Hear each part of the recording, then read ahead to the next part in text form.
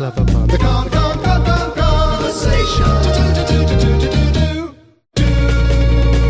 Abbott, the cow, and I are friends. They're accompanying me in my expedition to the South Pacific. They're hoping the Switch 2 will be easier to pre-order there. Hello, and welcome to the Kongversation. I'm Hyle Russell. And I'm Cameron Reigle. And you know, it's a funny thing, Cameron, because it was just last June, Stinky Ape Summer kicking off, where we had two big, sexy DKU games announced, even though they were both ports or remakes of massive games from the last decade, the 2010s. We had Donkey Kong Country Returns HD from Nintendo, and Yooka-Replaylee from Playtonic Games.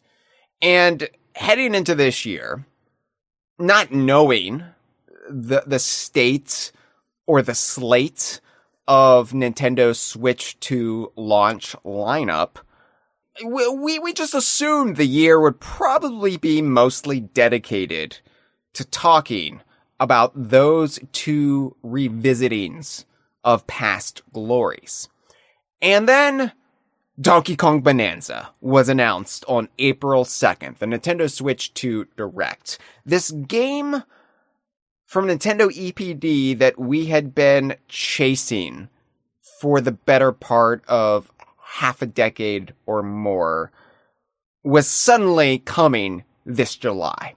And our world was turned upside down. The entire schedule of the Kongversation season was upended. I basically had to just tear it all up and pick up the pieces and just wing it week to week while we are in the Donkey Kong Bananza hype cycle. Because it's the first new standalone Donkey Kong game in 11 years. It's the first 3D platformer for DK in over 25 years. And yeah, it's the game that we at DK Vine, we on the Kongversation, have been talking about for half a decade. So it's a very, very big deal given the hierarchy of our fandom and what fuels us. And it sort of has been overshadowing everything else.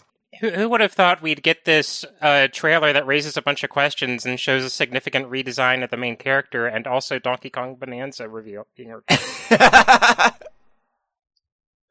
Yeah, it doesn't mean I'm not still hyped for Yooka-Replaylee, though. I want to be clear about that. Like, why are we doing an episode on Yooka-Replaylee when Donkey Kong Bananza is coming out this July? Well, Yooka-Replaylee is also coming out for the Switch 2 even this year. And had it not been for Bananza's reveal a month ago, we would have already done an episode catching up with Replaylee by now. Like, it was on the docket before Nintendo just torpedoed my well-laid plans. I would bet a fair amount of our Switch 2 coverage would have just been dedicated to, what's this mean for Replaylee? Right, yeah. I can always find an angle that's suited for DK Vine in the Kongversation. No matter what, even if it's just a needle in a haystack, I will dig for it until I've got it. But given that we're now in a brief lull for Bananza news, and I don't think there will be much more to say about Mario Kart World until it launches a month from now, I think it is the perfect opportunity for us to jaw-jack a little bit about everything we've learned about Yooka-Replaylee since last year. Because there's a lot we haven't discussed on the Kongversation as of yet, given our own schedule, given how everything has unfolded this season thus far. And I just want to dive into how much Playtonic seems to be dead set on improving the original Yooka-Laylee structure and flow, with some things that we've long complained about being remedied in what looks to be brilliant fashion. Obviously, I haven't played the game yet. You haven't played the game yet. Like, we haven't been to any of the trade shows that have had the demos. But I know what I like with my eyeballs, and so far, I am liking what I'm seeing. And if you did just discover the Kongversation because of Donkey Kong Bananza, don't worry, we'll obviously be rerouting back to Bananza discussion soon enough. But on this episode, we'll be taking a slight Yooka-Replaylee detour. Before we get into it, though, I want to remind everyone that DK Vine is on Blue Sky. Yes, we are on the effective Twitter replacement. So if you are no longer on Twitter, as we are no longer on Twitter, or you have been thinking about making the jump, be sure to follow DK Vine on Blue Sky. It's where I do most of my social media posts nowadays. I try to, do conversation announcements elsewhere as well. Even on our YouTube channel, I'll announce like what we're doing on the conversation for the next episode. But if you would like to keep abreast with everything DK Vine's doing, I would say Blue Sky is probably the most efficient way of following us these days. Yeah, it's the social media platform I feel like I've been spending the most time on recently, just because it's not as overwhelming. Yeah, it is. And you can kind of curate your feed to only see what you want to see. No algorithm in play yet. Hopefully never. But so dkvine.com/Blue Sky, or you can just find us on Blue Sky. We're dkvine.com. Of course, we're also on Twitch and YouTube. We stream a couple times a week on Twitch, but on YouTube, I am just about done, Cameron, with my roughly 75-minute video, almost feature length, wink wink.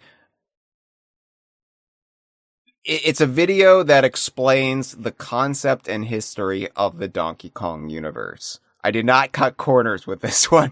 This one is in depth.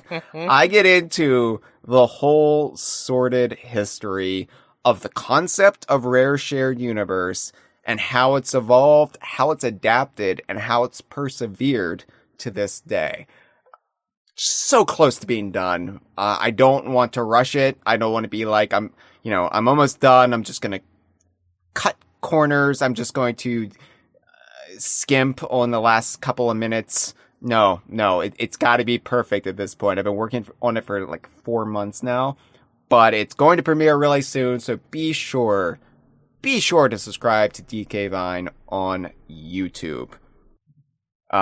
Freezer, who is in our live stream, wants to know, does the video mention Emotep? This one does not mention Emotep. I did get into Emotep, believe it or not, on my Kremlin history DKU lore tour video. I get into the very obscure ultimate play the game title Emotep and how it ties into Saberwolf for the Game Boy Advance, and then how that ties into Kremlin lore. I'm not making that up. I find a connection there. So, Freezer, I can't mention Emotep in every video. I can't do it. People would think I'm a loon. But, if you haven't gathered by now, we do live stream these episodes for our $5 and up patrons. You can become a DK Vine patron on Patreon. Yeah. Crazy how that works. Patreon.com/DK Vine. Support independent Donkey Kong journalism. Now more than ever, it's needed in the world. And on our live stream, we got Freezer, we've got Fujiru, we've got Zaneplay, we've got S-Monaco14. How you doing, everybody? How you doing, everyone? We'll be checking in with the live stream as we go. But let's get into it, Cameron. Let's get into the topic at hand, which is Yooka-Replaylee, our first Yooka-Replaylee episode of the season. I didn't think it would take us until the 9th full-length episode to do a Yooka-Replaylee go around. This has been a wild season thus far. And again, it's not because I am not interested in Yooka-Replaylee. It's not because I am not fully invested in what Playtonic is doing with this. I am. It's just kind of been a whirlwind couple of months, especially the last month.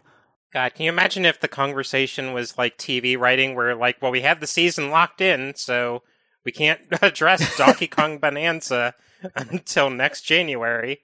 Right. Yeah, you have to learn to be adaptable when it comes to this format. But yeah, Yooka-Replaylee, we've learned a lot since we last discussed it on the Kongversation. We last discussed it on the season 12 finale, our big New Year's forecast episode. We also got into it a little bit on the episode about EGX that our friend Dre was on. But yeah, since January, we've learned quite a bit more about Yooka-Replaylee, some of the new features in the game. And for those who don't know, Yooka-Replaylee, it's not just a prettier version of Yooka-Laylee. It's taking that 2017 game and essentially fixing a lot of the problems people had with it at launch. And we've spent a long time on the Kongversation kind of breaking down where Yooka-Laylee maybe went wrong, what it got right, and I will maintain it did a lot of things right, but I think Yooka-Laylee was mostly a victim of Playtonic being in over their heads a little bit, having probably a smaller team working on it than what was feasible, and then overpromising with Kickstarter tiers and what have you, and it created a weird mishmash of inelegant design, maybe. I still maintain, I think Yooka-Laylee is a better 3D platformer than Donkey Kong 64. Controversial to be sure.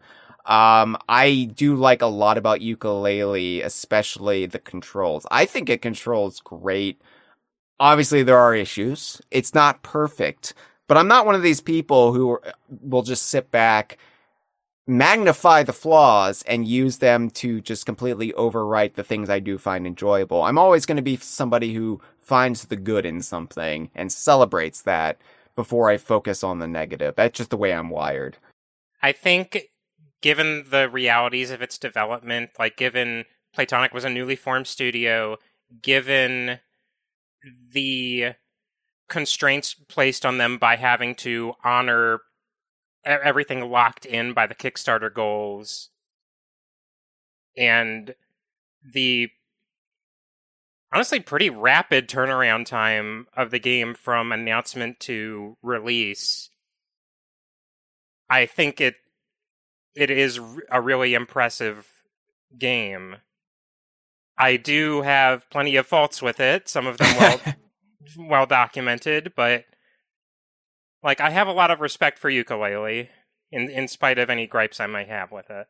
Yeah, like the thing that's easy to forget about Yooka-Laylee is it was the inaugural game by an indie studio, and I think that's easy to forget when we focus on the pedigree of said indie studio, the founders behind it, and how much it was hyped up and billed as the second coming of Banjo-Kazooie. The weight of expectations was really a noose around its neck, because there was no reality in which the first 3D game from an indie studio is Banjo 3E as you imagined it with the serial numbers filed off.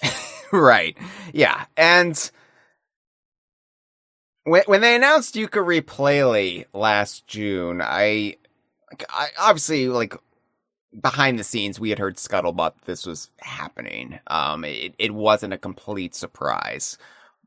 But I know a lot of people were sort of dismayed by this. It was kind of a 1-2 punch with Returns HD as well, because it was just like everybody had been waiting for the new Donkey Kong game. Everybody had been waiting for the next game from Playtonic, especially those who had stayed faithful and still believed in Playtonic and were rewarded handsomely with Yooka-Laylee and the Impossible Lair, the 2019 2D platformer that's, in my opinion, one of the best games I've ever played. Now, granted, I don't play that many games. I only play DKU games, but it's still, as a fan of Donkey Kong Country, it scratched an itch that in some ways, even the Returns Donkey Kong Country entries didn't quite reach. And that's not me trying to pit Impossible Lair against Tropical Freeze again. I know that's a favorite parlor game. Like, which do you prefer? And on my list of favorite games, I effectively have them tied because they do different things for me. But Impossible Lair, for those of us who still believed in Playtonic and then got Impossible Lair and were just completely just smacked across the face with it, we were just like in awe of it. We like wanted to see what they were doing next because we believed in them. And so instead of getting Yooka-Laylee or some other project, we got an enhanced remaster of that first game. And it was kind of deflating for a lot of people because they're like, we've been waiting 5 years for the next Playtonic game, and it's just Yooka-Laylee, but again. We've been waiting, at that point, 11 years for the next Donkey Kong game, and it's just Donkey Kong Country Returns again. I've gone on about this before. I don't think it particularly helped that the reveal trailer, presumably because the project was still very early on in development, didn't really convey a whole lot of what was being done with Replaylee to set it apart from the first game, because it showed entirely the starting area of the game. Yeah, it just, Shipwreck Creek, and it was a very lovely area to show off. I mean, it did show, like, visually, this has a lot more heft behind it. And honestly, I like the way the original Yooka-Laylee looked for the most part, but this kind of has that graphical sheen that one would expect from that Rare heritage. And I suspect we'll get into it more, but the art direction just feels so much tighter to me, even though I did not think of the original Yooka-Laylee as an ugly game. This just feels immediately so much more cohesive a vision for this world. I think it helps, and again, it's part of the ad hoc nature of the original Yooka-Laylee's development. I mentioned Donkey Kong 64 beforehand. It does remind me of Donkey Kong 64 in another way, in that Donkey Kong 64, for those who don't know the tortured development history behind that game. And look, I have a lot of affection for Donkey Kong 64. I think it's a very flawed game, but I am appreciative of everything it brought to the Donkey Kong canon. And there's a lot of elements of it I do enjoy. I just wish it hung together tighter, Like, parts of the original Yooka-Laylee, how are you familiar with the phrase "exquisite corpse"? Probably not in the way you're about to use it. So, it's a drawing game where multiple people draw on the same sheet of paper, but with portions of it folded so that you can't see what the other one is doing, and you make a connected drawing that ends up very disjointed and surreal. If you're drawing a person, somebody might draw the head, but they can't see the body or the feet. Somebody might draw the body, but can't see the head or the feet. Somebody might just draw the feet. And you don't see what you're working on until the very end. And some of the disjointedness in Yooka-Laylee feels a bit like that to me, where one hand doesn't feel like it knows what the other is doing at times. Yeah.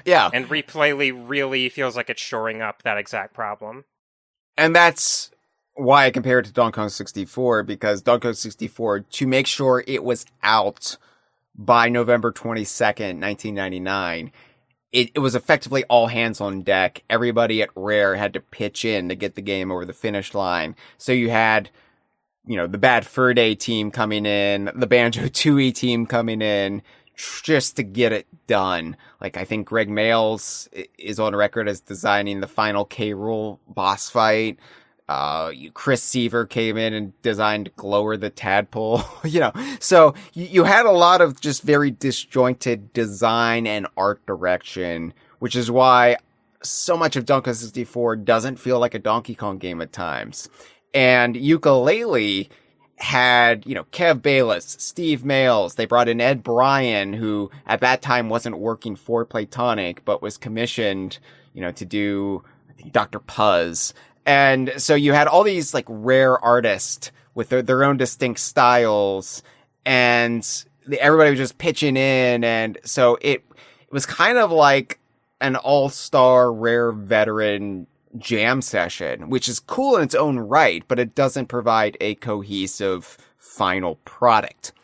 And we are seeing with Yooka-Replaylee, as you said, an attempt to rectify that and sort of bring it all into a more cohesive, unified vision, right down to redesigning several of the baddies in the game, so it all looks like it's a piece, rather than just this, exquisite corpse, I guess.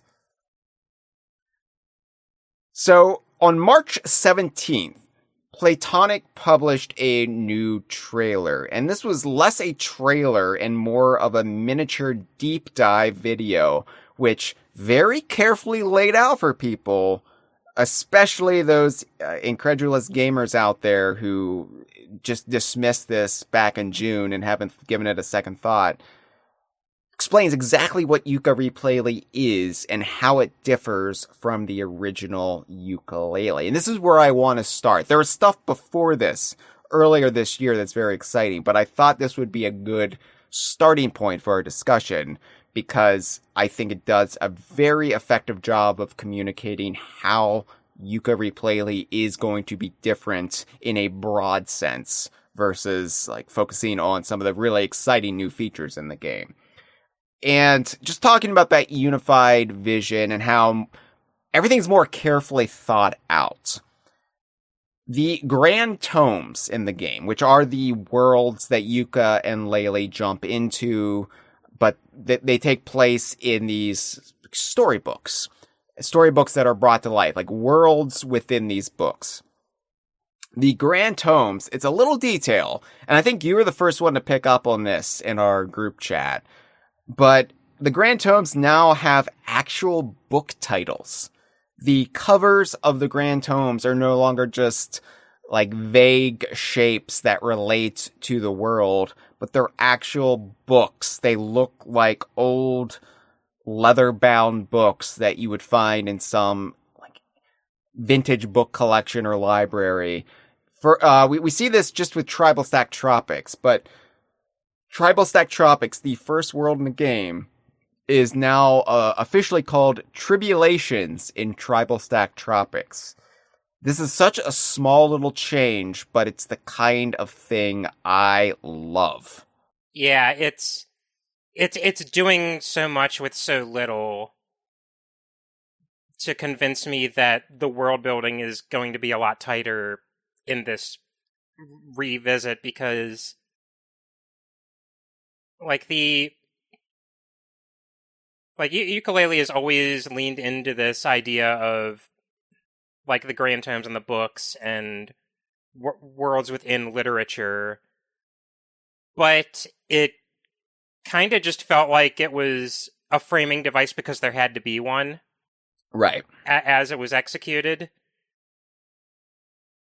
and this feels way more considered in just this small little detail. I always liked the conceit of the Grand Tomes and how that tied into quills and ghost writers instead of Jinjos, and it felt like there was something there, but it always felt like I wanted to know more about it, and the game just didn't provide that.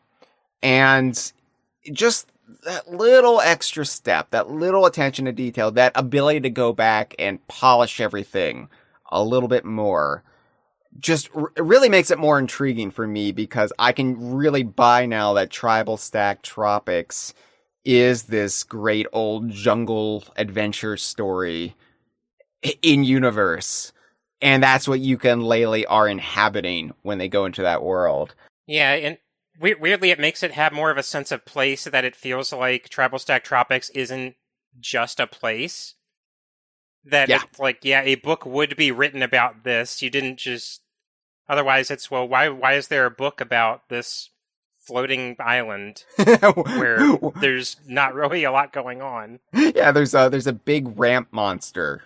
What the hell is this? It even sounds like a collection of short stories, which feels perfect for what a world in Yooka-Laylee is. Right, something like the Martian Chronicles or something, where it's like, here's the chapter about Clara, the explorer who got her flesh boiled off. And it really does, like, make you imagine this world, like the world of Yooka-Laylee, and then the worlds within the world. It really roots them in everything, and it's kind of just that kind of intriguing little crumbs of world building that excite me as somebody who spends way too much time obsessing over all the errant little details of a video game world. So that's appreciated.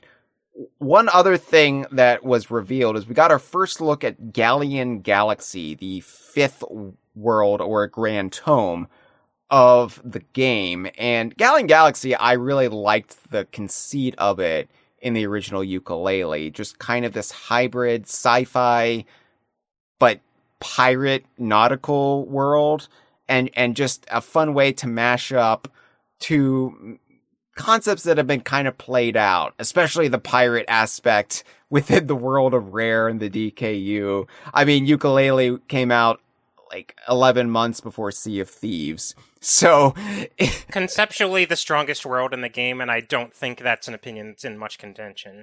Yes. The only issue I had with it is I never really understood what the hell it was supposed to be. Like, obviously we were in space. Obviously there was this kind of like space ocean. Yeah, I didn't really know what to make of that. I kind of had to dismiss it as like an abstract plane of goo. Yeah, there was a floating plane of goo in outer space that all these characters treated like the high seas. And I was just like, oh, like it was very nearly there. They almost got it over the finish line, but I don't really know what this goo is. Well, it has been properly contextualized as not just being this random floating space ocean, but actually taking place in these like vaporous rings around a planetary body, like this like rings of Saturn, but it's gas or some sort of like water vapor. Whatever it is, you can clearly identify it, and it gives you this real... Whatever it is, it's at least something now. It's something, but it looks so visually striking now. And I saw this, and I was like, yeah, they finally nailed Galleon Galaxy. This is now... It looks so cool. This is now, without a question, my favorite world. Oh my god. So, beyond just the aesthetic stuff, and we've only seen small glimpses of really, like, most of the worlds, but we've mostly seen Tribal Stack Tropics and Glitter Glazed Glacier. We've gotten little hints of Moody Maze Marsh, Capital Casino, and Galleon Galaxy.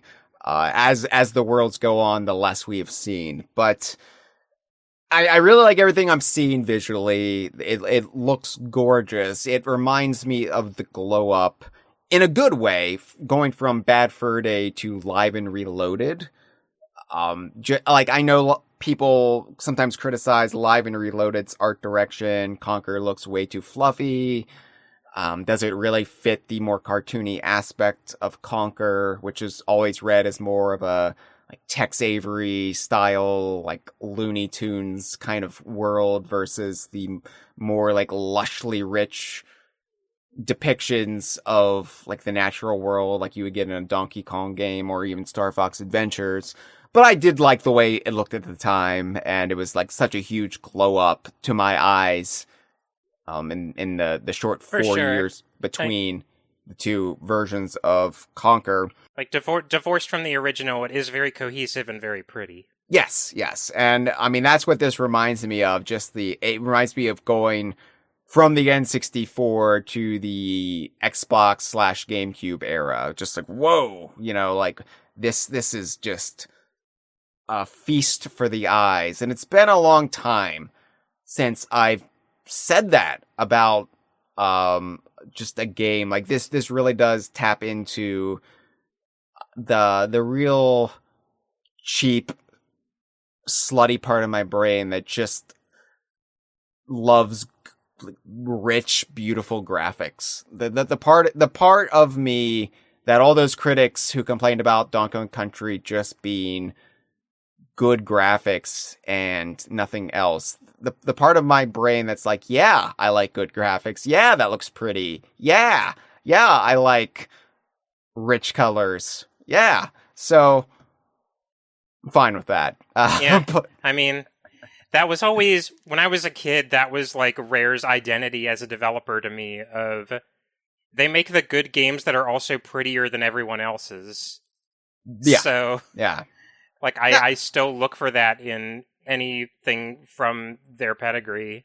Now, granted, I mean, this I'm not trying to put Yooka-Replaylee on this pedestal above any of its contemporaries. I mean, this is the way most games look nowadays, but it's just such a dramatic step up that I can't not help but, like, gush over it a little bit. So, beyond all of that, though, we have some new identified roles for returning characters. And the big one that we're all excited about, I'm going to save a little bit later in the episode. More minor roles, though. Trouser the snake, everybody's favorite dick joke in Yooka-Laylee.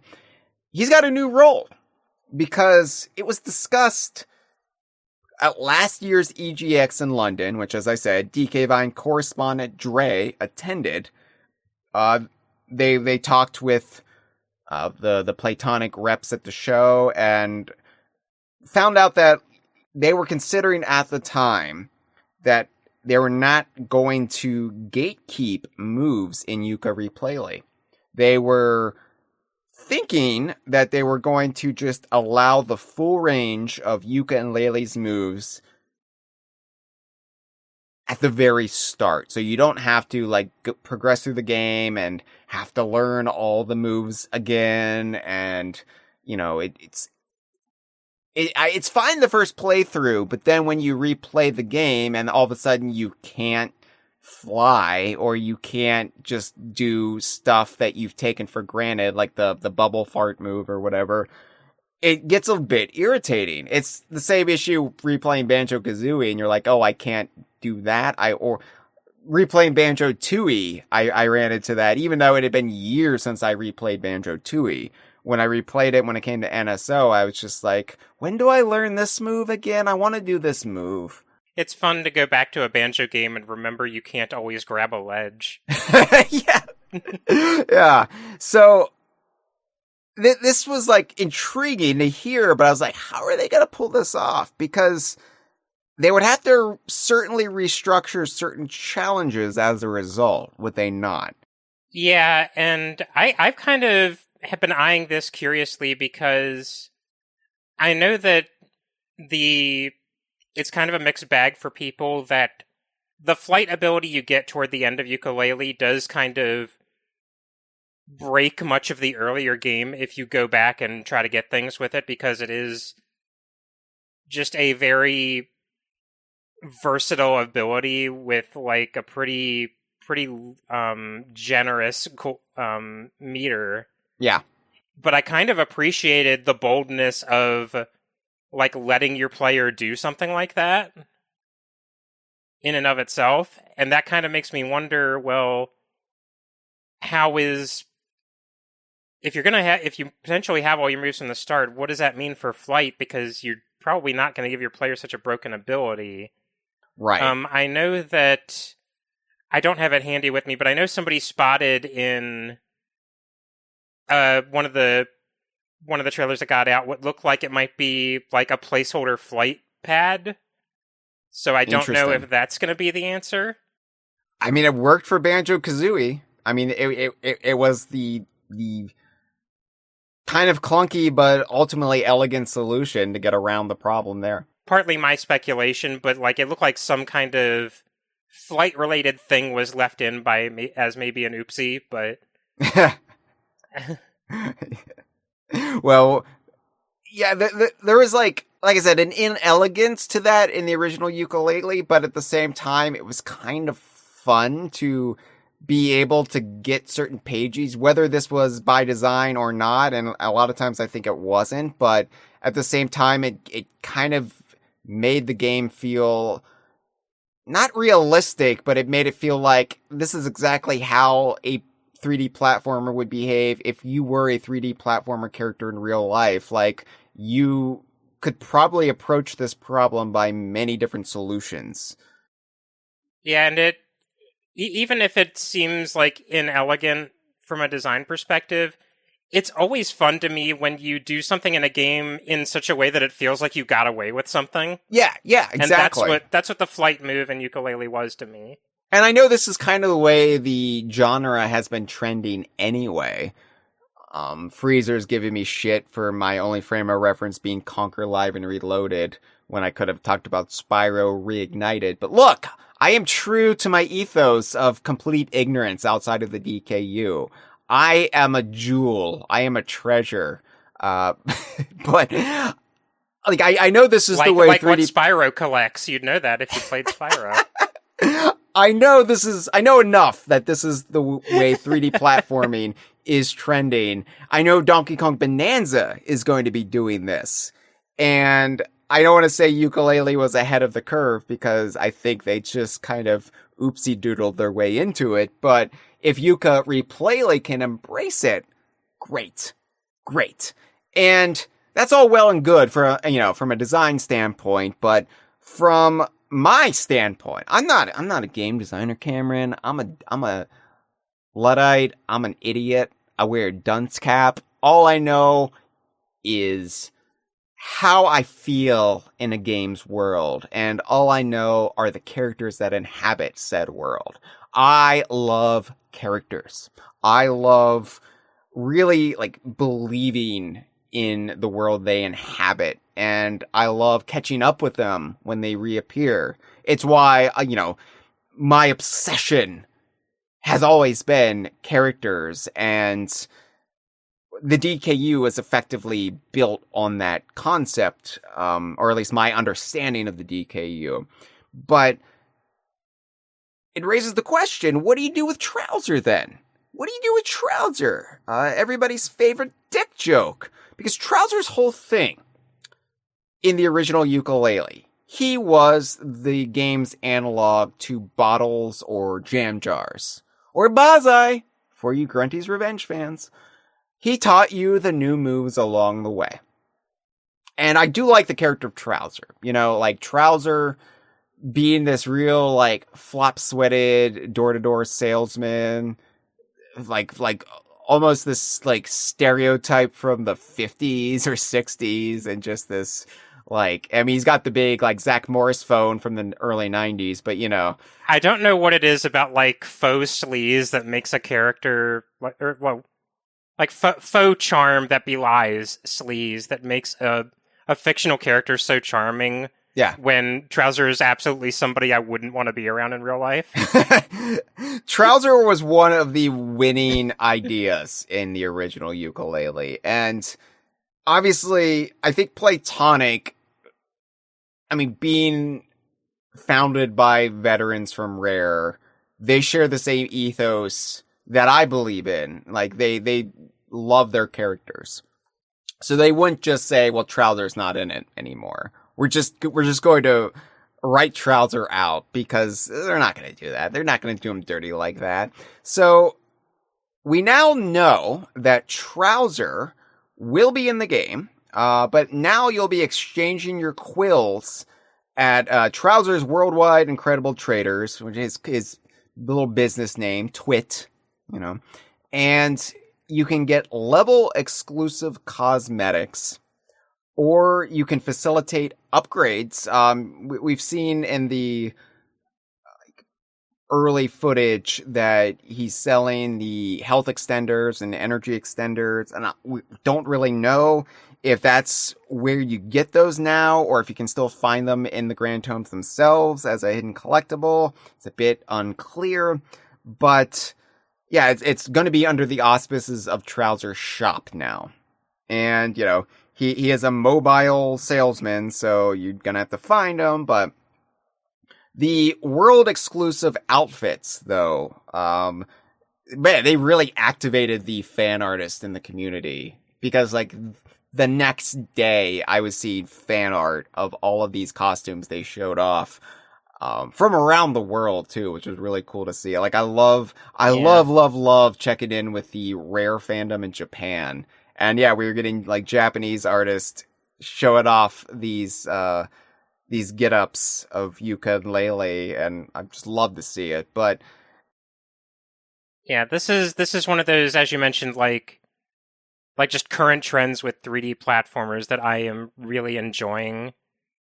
Just these ways of massaging a very hard established character design in fun ways with silly outfits. Yeah, this was obviously a big draw in Super Mario Odyssey, which I will be playing for the first time in the next couple of months.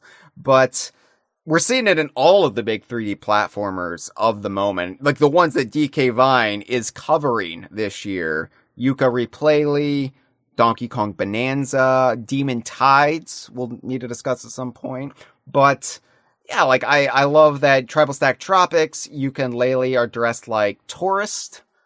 You know, Yuka's got the camera hanging around his neck and the big sunglasses, and like Laylee looks like she's like, I don't know, visiting Hawaii or Polynesia somewhere, just got the flowers in her, not hair, but I guess fur. And they got like a very like ugly Americans thing going for them, and I really like it.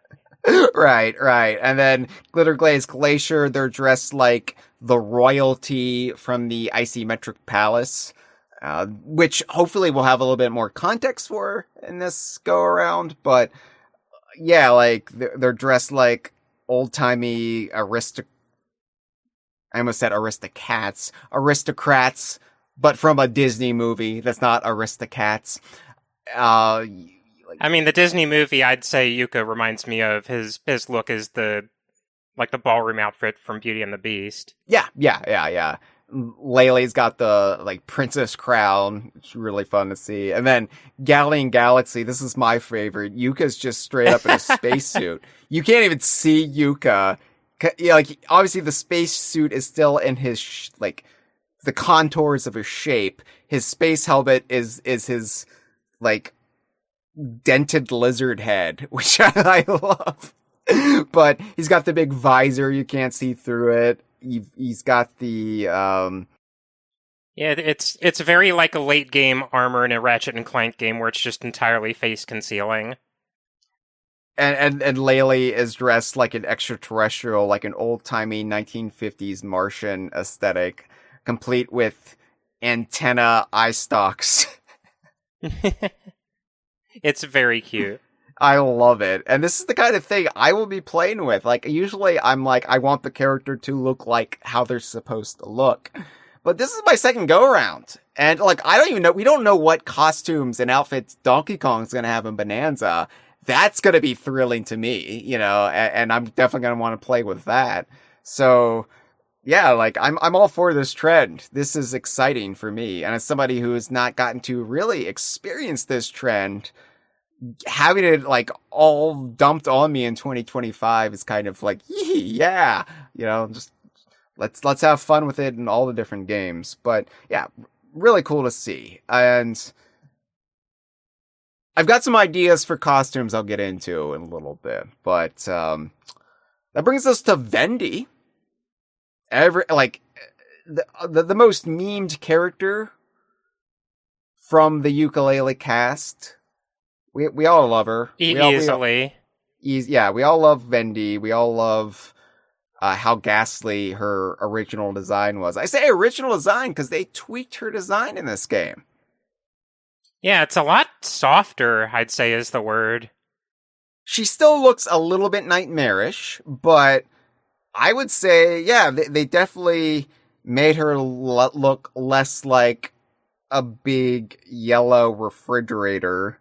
Obviously she's supposed to be a vending machine, but you know, I really don't know how to read that original design. Kev Bayless design, the person who helped design the modern Donkey Kong and did Diddy Kong's design, also did Vendy. So yeah, but yeah, she's definitely softer. Maybe like a little bit more like feminine around the eyes, I would say. But she still retains the quintessential Vendiness of it all. And of course, Vendy's role was dispensing you tonics in the original game, which could give you augmented abilities or other little tweaks here or there. She was effectively the Cheeto analog in the game. But Vendy will now be paid with quids. Quids.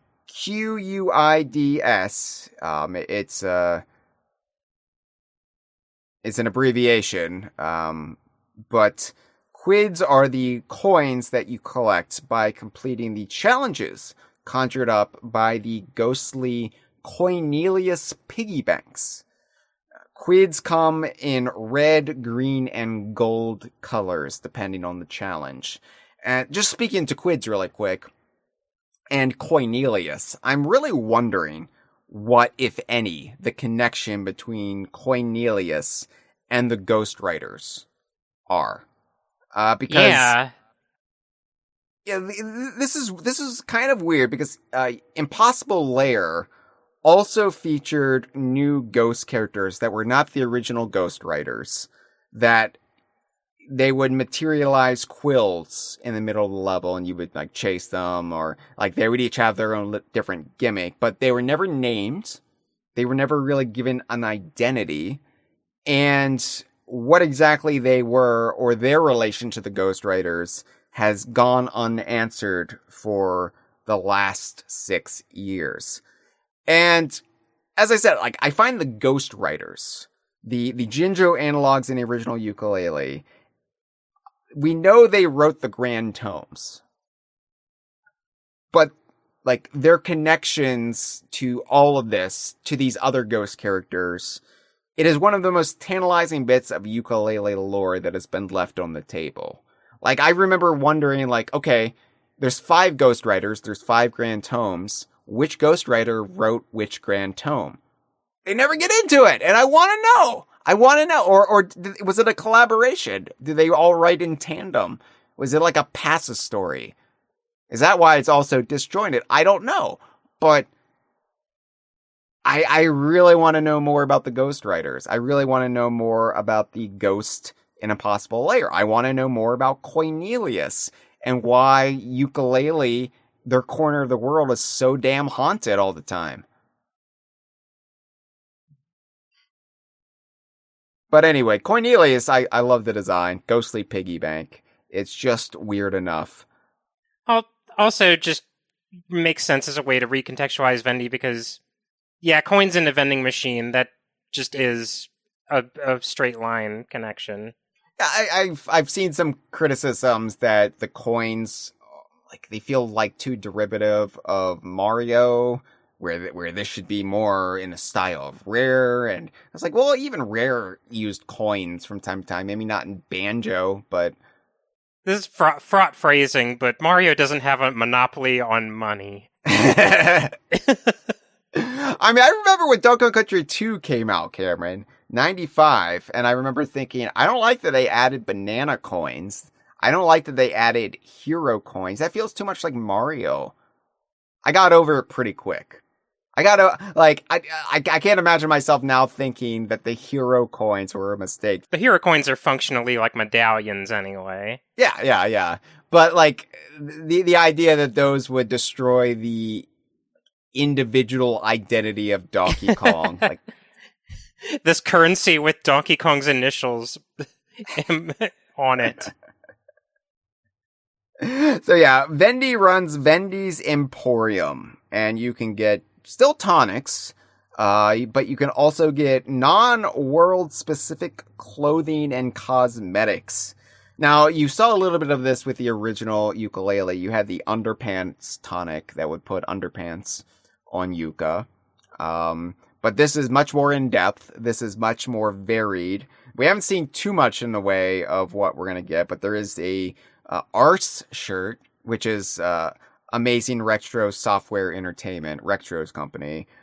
But presumably you'll have all manner of outfitting and costumes for Yooka and Laylee that aren't exclusive to the worlds. But we also get a far wider selection of tonics. And this is more along the lines of what Impossible Lair did, and how Impossible Lair built on some of the ideas of Yooka-Laylee despite being a completely different genre. And, you know, Impossible Lair allowed you to customize a lot in the way of appearances, special effects. It brought in even more augmented skills, and most importantly, it really allowed you to mix and match and customize. And some of the stuff you would never really want to play the game with. You would give it a try in one level, like, oh, here's the black and white, like, moody aesthetic. Okay, that's fun, but I want to play this game in color. But it's still cool. Yeah, I was kind of like, I didn't use them a whole ton because most of the time, yeah, I wanted to see what the art direction of the game as intended is supposed to look like in all these levels. But I really like the tonics as just a very, like, harmless way to give you a lot of collectibles to get throughout the game to keep you aiming for a goal. Yeah. Yeah, I'm wondering if the, like, 64-bit tonic, the one that was supposed to make everything look like an N64 game, but of course it made it look more like a PS1 game, and then they went back and they changed the model of the character, Yooka-Laylee at least, to look more, you know, polygonal. I have to imagine, like, low poly Yooka and Laylee will probably be like a costume in this, at least. Yeah, so yeah, I'm excited to really dive into that, and like just the amount of features and the amount of fun stuff they can put in there, both from a gameplay perspective, because again, Vendy was Cheeto effectively, so you know, hopefully they'll add more useful tonics in there as well, but also just the fun art stuff, like the filters and stuff. That's cool. And I appreciate in what we've seen of like the apparent depth of the cosmetics, because in this like sample you've helpfully provided in the show notes, I see that we not only have like a bunch of like purchasable costume options for Yooka displayed, but they're filtered by like headwear, shirts, shorts, stuff for Laylee, and it looks like full body costumes. Yeah. So there's presumably a lot of variety here. Well, again, like Vendy in some ways felt underbaked in the original Yooka-Laylee. I mean, from her offerings, not the character herself, which is perfect in every way, but I thought that, yeah, like, granted, like, Cheeto never really did that much, but I don't know, it felt like Vendy was even more useless than Cheeto. Like, Cheeto at least gave you a lot of really advantageous stuff in both Kazooie and then especially in Tooie. So, yeah, like, any more reason to give Vendy a reason for existing, and also, like, give you a reason to spend your quids and keep checking back the shop. Like, it's cool. It's good to see. Talking about the art direction, though, we mentioned how there was more of an effort to unify everything and not really have as much in the way of disparate character designs. And we're seeing that a lot with the updated enemies. Certain enemies are getting entirely replaced in Replaylee. for example, in this brief, 3-minute video where they explain what Yooka-Replaylee is for the uninitiated, the marine corplets, which were the underwater baddies in the original Yooka-Laylee, kind of like jelly squids or whatever, but they always had this very sinister air to them, almost like creepily so. The marine corplets have been entirely replaced with these now cute little jelly bobs. I mean, that's a Mario baddie, but you know what I mean. Like, they look like green jellyfish with big googly eyes in the middle. Yeah, they feel like more of a design ethos match to Yooka-Laylee themselves, I think, even if they're more simple in design. The original Corplet Marine almost reminds me of something from Cameo. A little bit, yeah. That's a good call. It didn't really, so many of the baddies in Yooka-Laylee didn't really mesh, I thought, with the characters themselves, or even Capital B. Even Capital B, for example, the one I really like, the change I really like, and this was a revelation all the way back in September, but the corplet drones, the bees that attacked you in various worlds, I always hated the way they looked. They were just so uninteresting, and they had been replaced by just bees now. They're just little bees. I love these little guys. They're so adorable, and they feel like kind of, in a way, an effort to bring this Yooka-Laylee's design ethos not just more in line with itself, but also in line with Impossible Lair, because they remind me a lot of the battalion that we rescued in that game. Yeah, that's exactly what I was thinking. But they also look like they would be employees of Capital B, of Hivory Towers, of Quackcore, because they're all wearing little blue neckties. Like they're showing up for work. Like, in the way that the battalion guard are very, flavored to match Queen Phoebe, these feel very, no, these are Capital B's underlings, which means they're all faceless, corporate drones. Yeah. They all look exactly the same expressions. No individuality, and it's great. They're adorable. I love these little guys. The best thing, too, is they immediately register as to what they are. It's not like the original corplet drones where you're like, what? Wait, what is that? What am I looking at? And then they do their annoying attack, and you just get frustrated with everything. So yeah, good. I'm glad. I'm happy about that. Now, the big change, though, Cameron, I think the sexiest change, the one that when Yooka-Replaylee was first announced, it was practically the first thing that many of us thought of. It's like, okay, they're going back. They're fixing the problems with Yooka-Laylee. What was one of the biggest problems of Yooka-Laylee? Well, for me, as somebody who did enjoy Yooka-Laylee, but absolutely loathed certain aspects of it, the aspect I loathed the most were the Rextro arcade games. And so when I saw the trailer for Yooka-Replaylee, it didn't even take 5 minutes. I was thinking, how are they going to fix the Rextro arcade games? And then what becomes of Rextro himself? Well, we found this out back in February. It is a complete rethinking of the way the arcade games are presented, what they are, in fact. Rextro Bites Back is the name of these new arcade games. They're all new isometric platforming challenges that will completely replace the original Rextro arcade games. Hell yeah.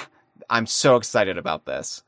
I am thrilled with this. I mean, Rextro is like probably my standout favorite character from the Yooka-Laylee cast, just because he's so like just unflappably like jolly and oblivious in such a like adorable way. And I will admit, like you, I know to trust Playtonic in regards to their characters, but I admit when Replaylee was announced, and for like a good while after, there was this seed of doubt in my mind of, well, Rextra wasn't an impossible layer, and outside of communities like ours, the thing Rextro is most associated with is this divergent gameplay that was very poorly received,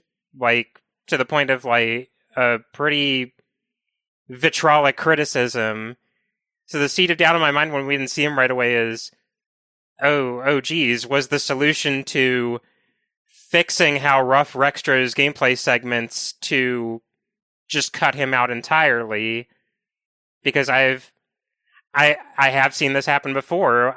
Like we brought up Live and Reloaded. Live and Reloaded just outright cut a few gameplay segments for being kind of inelegant. I'm a fan of Sonic, and a lot of people, fans in that series, and just like people who casually dip into it, will have like kind of put the pressure on for them to downplay certain characters because they associate them with a style of gameplay they don't like. Yeah. And I'm so happy that they've kept him around and really kind of given him this brilliant idea that like feels like it should have been a piece of him from the start. It's so perfect. It really is. Like the original Rextro arcade games, and you know, they were largely developed by Team 17. It was a method to beat the time crunch. Yooka-Laylee's Kickstarter goals, you know, I don't know how well thought out they were. Obviously, at the time, it was just like, let's just get all these Kickstarter goals in there. Let's make the Kickstarter as enticing for the fans as possible. I don't think they realized how fast the Kickstarter was going to take off. Yeah, I don't think they expected the level of success they got, because if memory serves, like they had said, look, if this Kickstarter doesn't succeed, we will make this happen somehow on our own. But then they kind of bit off more than they could chew, so they had the outside help. And yeah, those original games, some were kind of amusing. Some were, you know, I admit, like, oh, I kind of enjoyed that as a little diversion, something that I might play once or twice. Others were rough as fuck, and they were just complete trash. Hurdle Hijinks, I will forever loathe that one in particular. And the biggest hurdle, other than the ones in that minigame, will always be for me that you have to play each of them twice. Yes. Even if you get the high score the first time. Even if you just completely ace it the first time around, you then have to play it again, where your luck might not play out the same. And it really just did pull you out of the game that Yooka-Laylee was. It felt weird to me that you would have this game that was like, this return to 3D platforming, the way you remember it from the N64. And then you would just have a bunch of tonally confused arcade games. Not just tonally confused for Yooka-Laylee. I felt they were confusing for the character of Rextro 64us, right? Like, what are we actually perceiving here? Yeah. Because these were supposed to be janky old school games developed by Rextro. But then why were we playing usually as this pitch perfect representation of Yooka and Laylee in the arcade game? It was a little confused to, like, if I accept the premise that, okay, Rextro is a character from the 90s pulled out of time to start a career as like an indie developer, why would he then make Flappy Bird with HD assets? yeah. Essentially. Like, Rextro's portrayal, like you said, he is endearingly earnest. There's something really great about the concept of Rextro unto himself. Kind of a reverse Cranky Kong dynamic. Because, the original joke of Cranky Kong was, here is this old-timer in this game, but he's complaining that this modern-looking game is all flash, no substance. And right, like the endearing cynicism of a lot of characters in the DKU is what makes me love them so much. Rextro is just the exact opposite. There's not an ounce of it in his entire body. Yeah, if there is any cynicism, it's reflected, like, again, back at the developers, but it's basically the joke is the games we used to make in the 1990s are terribly outdated. They couldn't possibly capture the imagination of today's youth, and Rextro is oblivious to it. But those arcade games in the original, they didn't really have anything to do with the concept of Rextro, the joke of the character, or the world of Yooka-Laylee. They were empty minigames, and they were worse than the worst Mario Party minigames. Again, some were kind of okay. But is kind of okay really something you want to spend so much time on in each Grand Tome? So, yeah, like you, I really like the character of Rextro, especially with Yooka-Laylee and the Cracklestone, the canonical graphic novel by Dream Prison Press. That really, really sold me on Rextro. And, like, okay, all right, I like you, Rextro. I just wish I liked visiting you more in the actual games. So needless to say, Rextro Bites Back, I feel like was just universally embraced by the fans. And I feel like this was the first real big thing to break through to people to make them realize, oh wait, Yooka-Replaylee's doing real new stuff. It's not just giving a new coat of paint on a game that was poorly received. This is actually going in and not just fixing stuff, but actually providing completely new experiences that look kind of meaty and intriguing all to themselves. Yeah, the first thing in the game that we saw where you can't really do a like one-to-one comparison, entirely from the ground up new content. Yeah. There will be 8 different platforming challenges in the Rextro Bites Back arcade line. If you do the math, that accounts for the 5 found in the original Grand Tomes of Yooka-Laylee. And then there's those 3 extra arcade games in Rextro's Arcade and Hyrule Towers. I don't know if it's going to be a one-to-one swap out, but we don't even know if the original arcade games are going to be like featured somewhere in Yooka-Laylee. I'd be fine if they weren't, because Playtonic is not delisting the original Yooka-Laylee. They've already been on record as like, no, it's going to be available still. So if you want to play those games for whatever reason, if you just want to experience them for themselves, they will be in the original Yooka-Laylee. I don't see any reason to bring them back in this game, though. Yeah, I think it's okay for Replaylee and the original Yooka-Laylee to coexist, and so this is an example of something where I'm fine to just have it complete no parity between the two.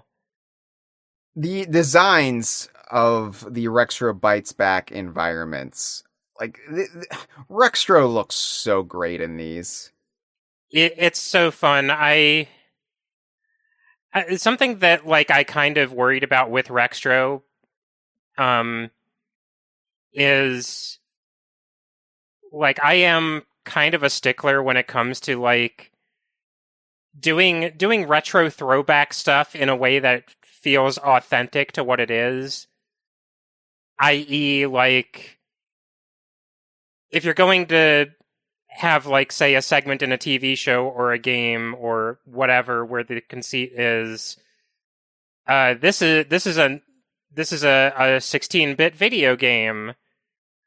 You can't therefore say, and therefore it looks like shit. Mm-hmm. It's no, people were working hard to make things pretty within the constraints they were given. So I always worry with throwback stuff like this, like, is the design ethos, since they're not bound by hardware constraints, just going to be to make things look terrible? That's not really what they've done with Rextro here.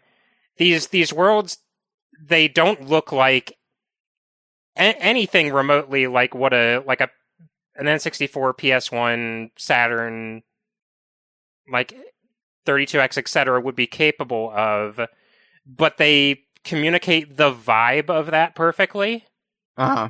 And I think that's a really good middle ground for Rextro to walk. Yeah. Like, I everything looks like squat. It looks, I obviously you are the artist among us, so you could probably speak to what it's invoking a little bit better than I can. It's got this like almost like toy-like quality to everything.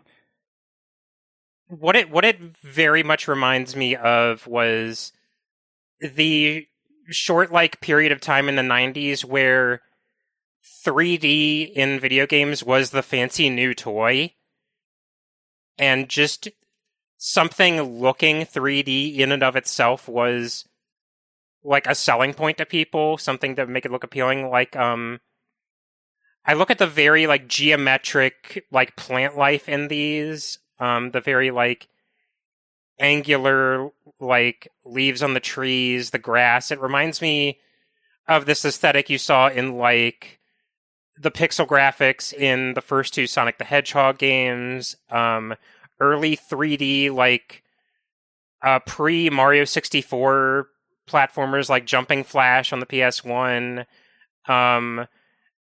things on like the 32X kind of like struggling to do what they could with polygons before the next generation hit. Uh-huh. Like a little bit of Croc, a little bit of Bubsy 3D, like that kind of early exploratory 3D in video games before everything really got nailed down. And because of that, I think it works that it feels apart from the aesthetic of the rest of the game. I agree. Yeah. I'm also getting. This is not really applicable, but for me, like what I was thinking of, and I couldn't quite place it. It might just be the like isometric kind of quality to it, but Kirby's Dream Course a little bit too as well. The same kind of like evoke 3D, but we're not quite there yet sort of vibe. Yeah.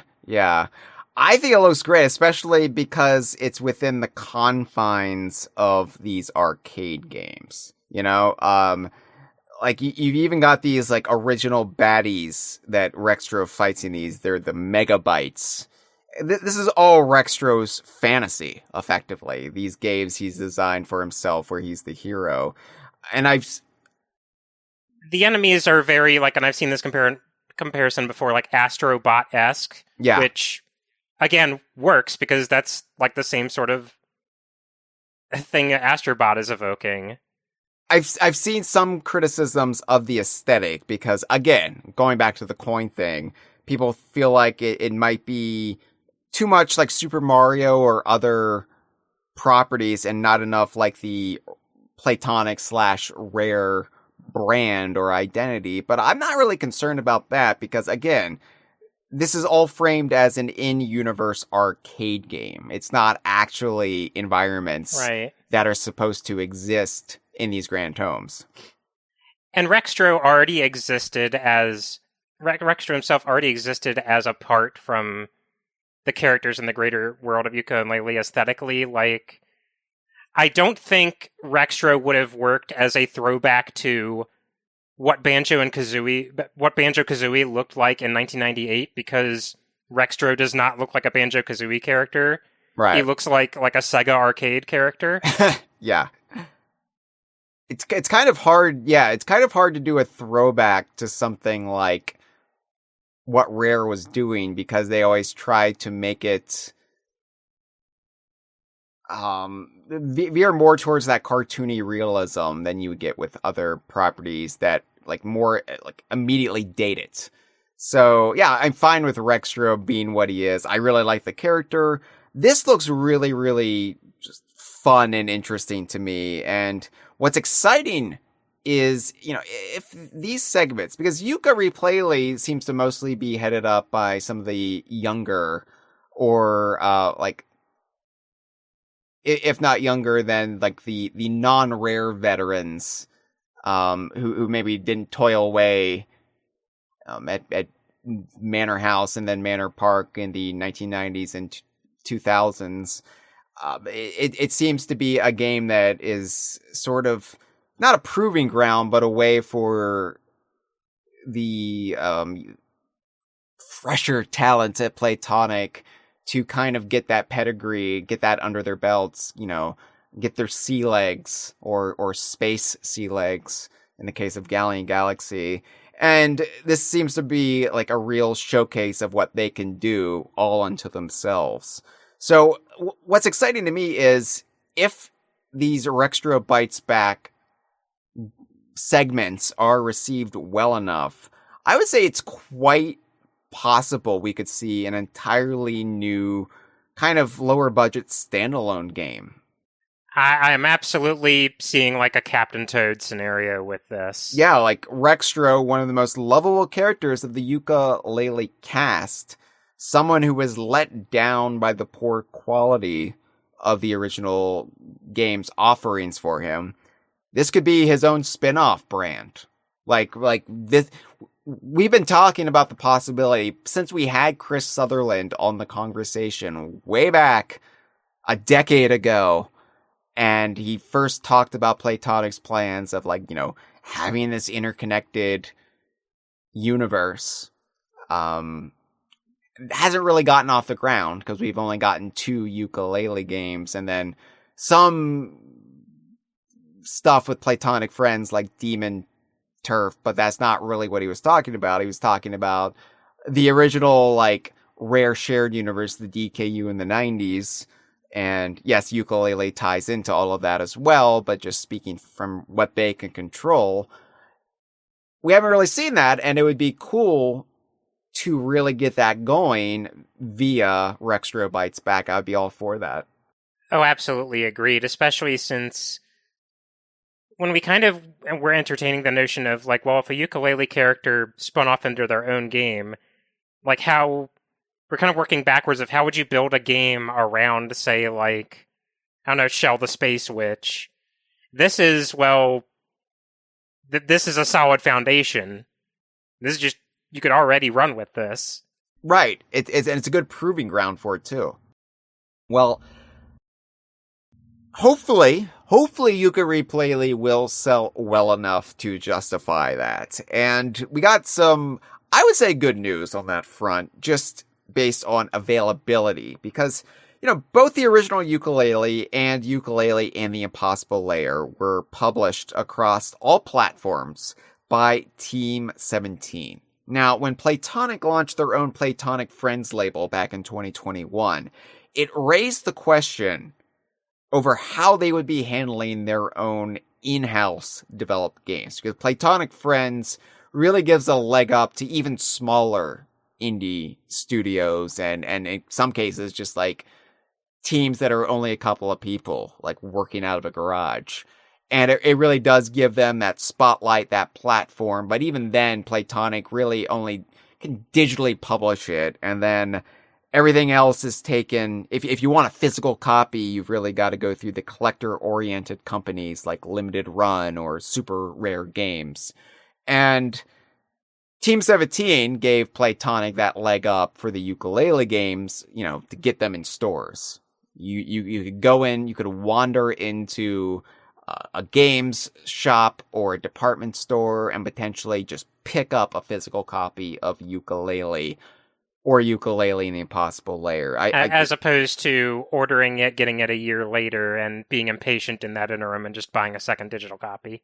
Exactly. Like, I think the only Yooka-Laylee version that was through limited run was the Switch version of Yooka-Laylee, which came out a little bit later than the PS4, Xbox One, and PC versions. But yeah, we didn't know. It was like, would Playtonic Friends just be publishing Yooka-Laylee games and anything else they develop in-house? Now, it's kind of an open secret that I feel like, speaking from the fandom perspective, there was some disappointment with the way Team 17 handled certain aspects of Yooka-Laylee.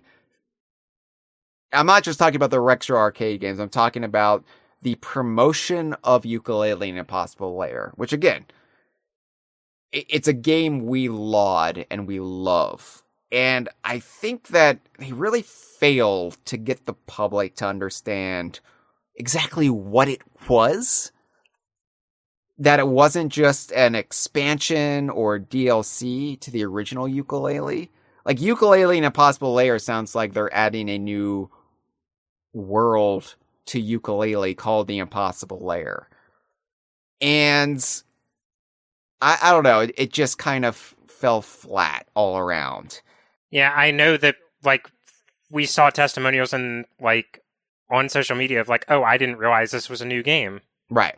That's just a marketing failure, and that was Team 17's job. So I can't say I'm surprised to see Playtonic end their relationship with Team 17 and go with a new studio. And they announced the day after this explainer trailer video that they put out that PM Studios would be co-publishing the game. Co-publishing is the way they phrase it. They'll be co-publishing it with Playtonic Friends.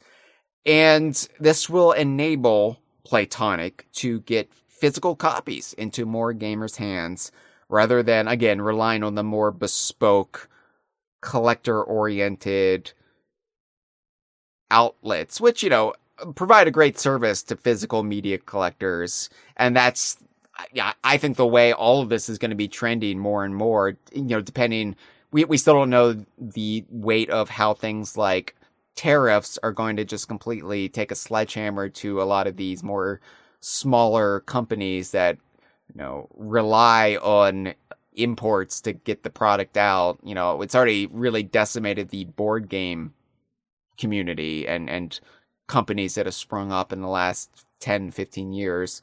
Jeff could speak more to that. Jeff is the board game expert among us all. But yeah, I am concerned about the way it's going to affect these collector-oriented physical release companies. But PM Studios is a little bit larger. They have a little bit more capital to operate with. And I think this will enable more people to pick up Yooka-Replaylee because, a lot of people just buy games digitally nowadays, and that's all well and good, but there's something to be said for being able to easily grab Yooka-Replaylee, maybe as an impulse buy in a games or just department that casual visibility makes a world of difference. Exactly, and it kind of elevates it too, I think, in the eyes of the consumer. Especially now that the Nintendo eShop is just taken over with all these garbage. I don't even want to call them indie games. They're just these real cheap cash grabs that are just cluttering the shops, and it's really hard for more legitimate studios to get their games out there and noticed. With all this schlock and slop that's being put out, all these AI games, all this garbage that's just cluttering up the infrastructure. Having a co-publishing agreement with something like PM Studios should be a boon for Playtonic. I'm hoping they can successfully market it in a way that Impossible Lair was kind of let down by. So, knock on wood. Finally, before we take the calls, I wanted to give you your due, Cameron, because Playtonic also announced a art contest called the Capital B Commission Competition, where fans would be able to submit artwork of Capital B or Dr. Quack or the various corplets or minions of their respective companies. They would get to have their art displayed in a new exhibit in Capital Casino, the fourth grand home of the game. And all in all, 17 winners get their art displayed in Yooka-Replaylee, which is more than they budgeted for. But congrats to you, Cameron, because you're now on a 2-game streak of getting acknowledged in the Yooka-Laylee series. You were one of the Royal Battalion Guards in Yooka-Laylee and Impossible Lair. You were one of the winning entries in the Pick Me Phoebe contest, along with fellow DK Vine staffer Jeff. And now you have your artwork displayed in Capital Casino, or you will have your artwork displayed in Capital Casino. A lovely piece of Capital B and Dr. Quack cowering in fear from Vendy, which I love. Yeah, I am really happy that I get a second go around in the Yooka-Laylee game, and that so many members in our community are sharing the same space. Yeah, I guess for context, for those who aren't aware, for the Pick Me Phoebe contest to get into Impossible Lair, in that like you have a member of the Battalion Guard named after you, I created a series of mock-ups of Rextro getting his own side game, because at that point we hadn't seen any sign of him being in Impossible Lair, and it turns out he just wasn't in the game at all. So I created a series of these mock-ups of Rextro getting these very like throwbacky, low spec games in the style of like a Donkey Kong Land or a Conker's Pocket Tales, and just kind of doing kind of a ramshackle job at being a video game protagonist. So needless to say, my reactions to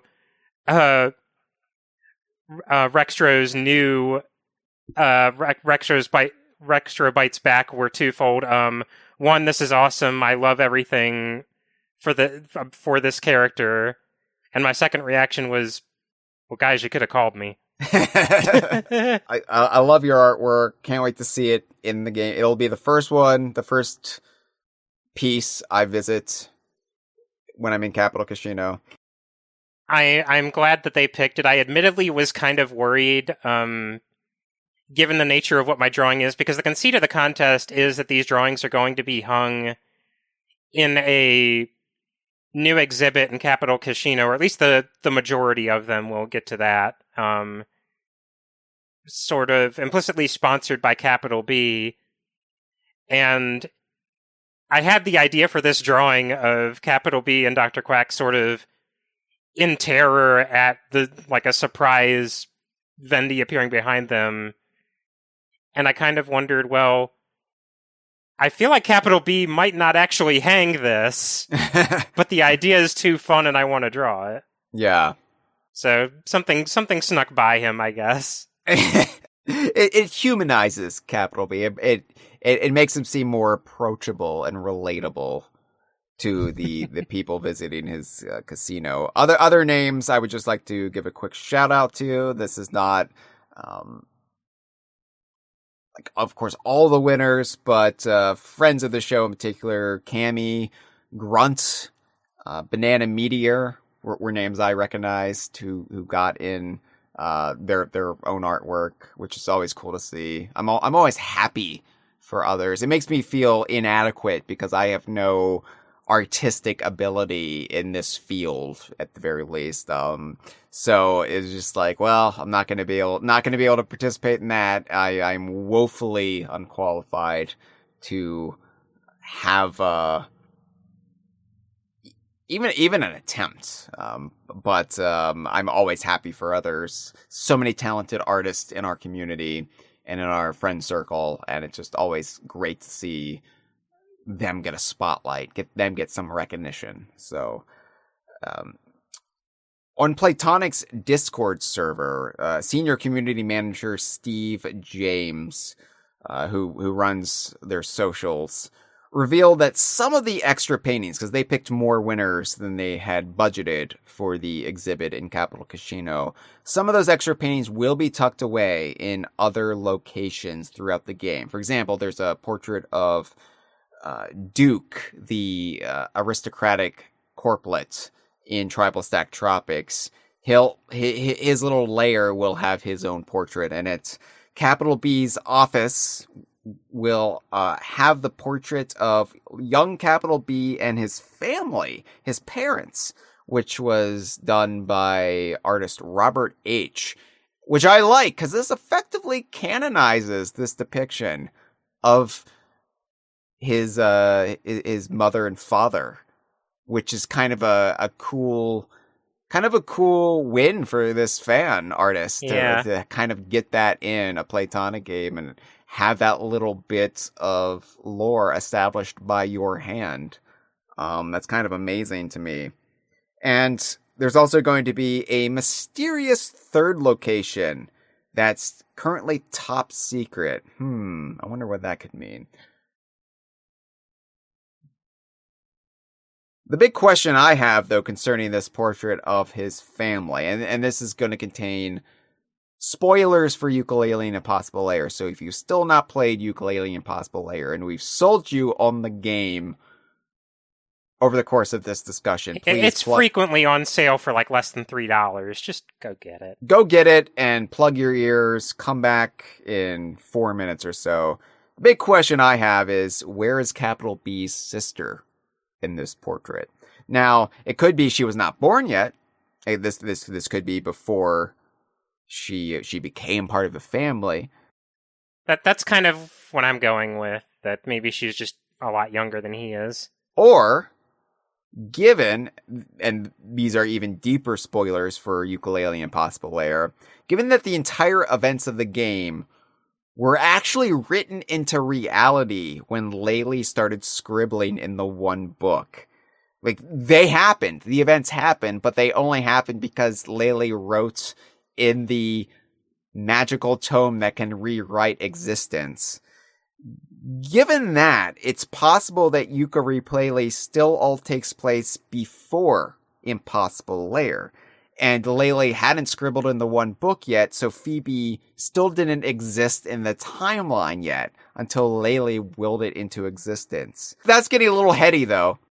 There's some paradoxes going on there, like she's writing in the ink that they specifically make inside. Yes, but she wrote the origin story for the ink, which might not have been the origin story in the original timeline until Laylee changed everything. It's pretty trippy. It's pretty trippy. And where's the Yooka-Laylee Historia? We need to make sense of this and potentially make it even more confusing unnecessarily. The hero draws timeline. Yeah. Then again, I have to point out, given that we had a Shovel Knight is Back trailer back in January, which just announced, Shovel Knight's still in this one. Given that they seem to play with the concept that all the characters were aware that they've done this before in that trailer, we don't even really know how Yooka-Replaylee is going to work in the timeline vis-a-vis the original Yooka-Laylee, if this is just a retelling of those events, or if this is going to be some sort of meta, wait, we've done this before, a la some of the Banjo-Kazooie XBLA segments where they kind of like briefly cop to the fact that, wait, nuts and bolts is a thing. Wait, what? Wait, didn't we do this 10 years ago? Wait, what? I don't know. I'm very curious how they're going to handle all of that. And I expect it will be handled in some way, because I don't think Playtonic would just not do anything with it.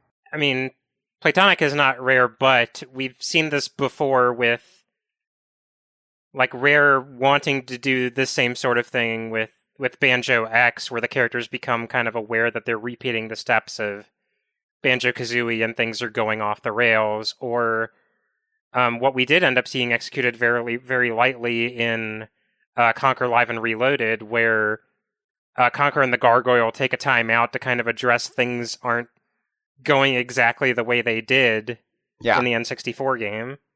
So yeah, there could be some elements of that. Checking in with the live stream, we have a lot of comments about Rextro and the original arcade game, so I just want to read it really quick. Zane Play 64 says, it's been a few years since I played it, but I do remember the Rextro sections being a bit undercooked, but having potential. It felt like the mini games could have used more playtesting. Malik, our friend, the cartoon gamer, popped in to say, Rextro's games give me Vietnam flashbacks. I didn't know you visited Vietnam. Like, did you play Yooka-Laylee while in Vietnam? That makes sense why it would give you Vietnam flashbacks.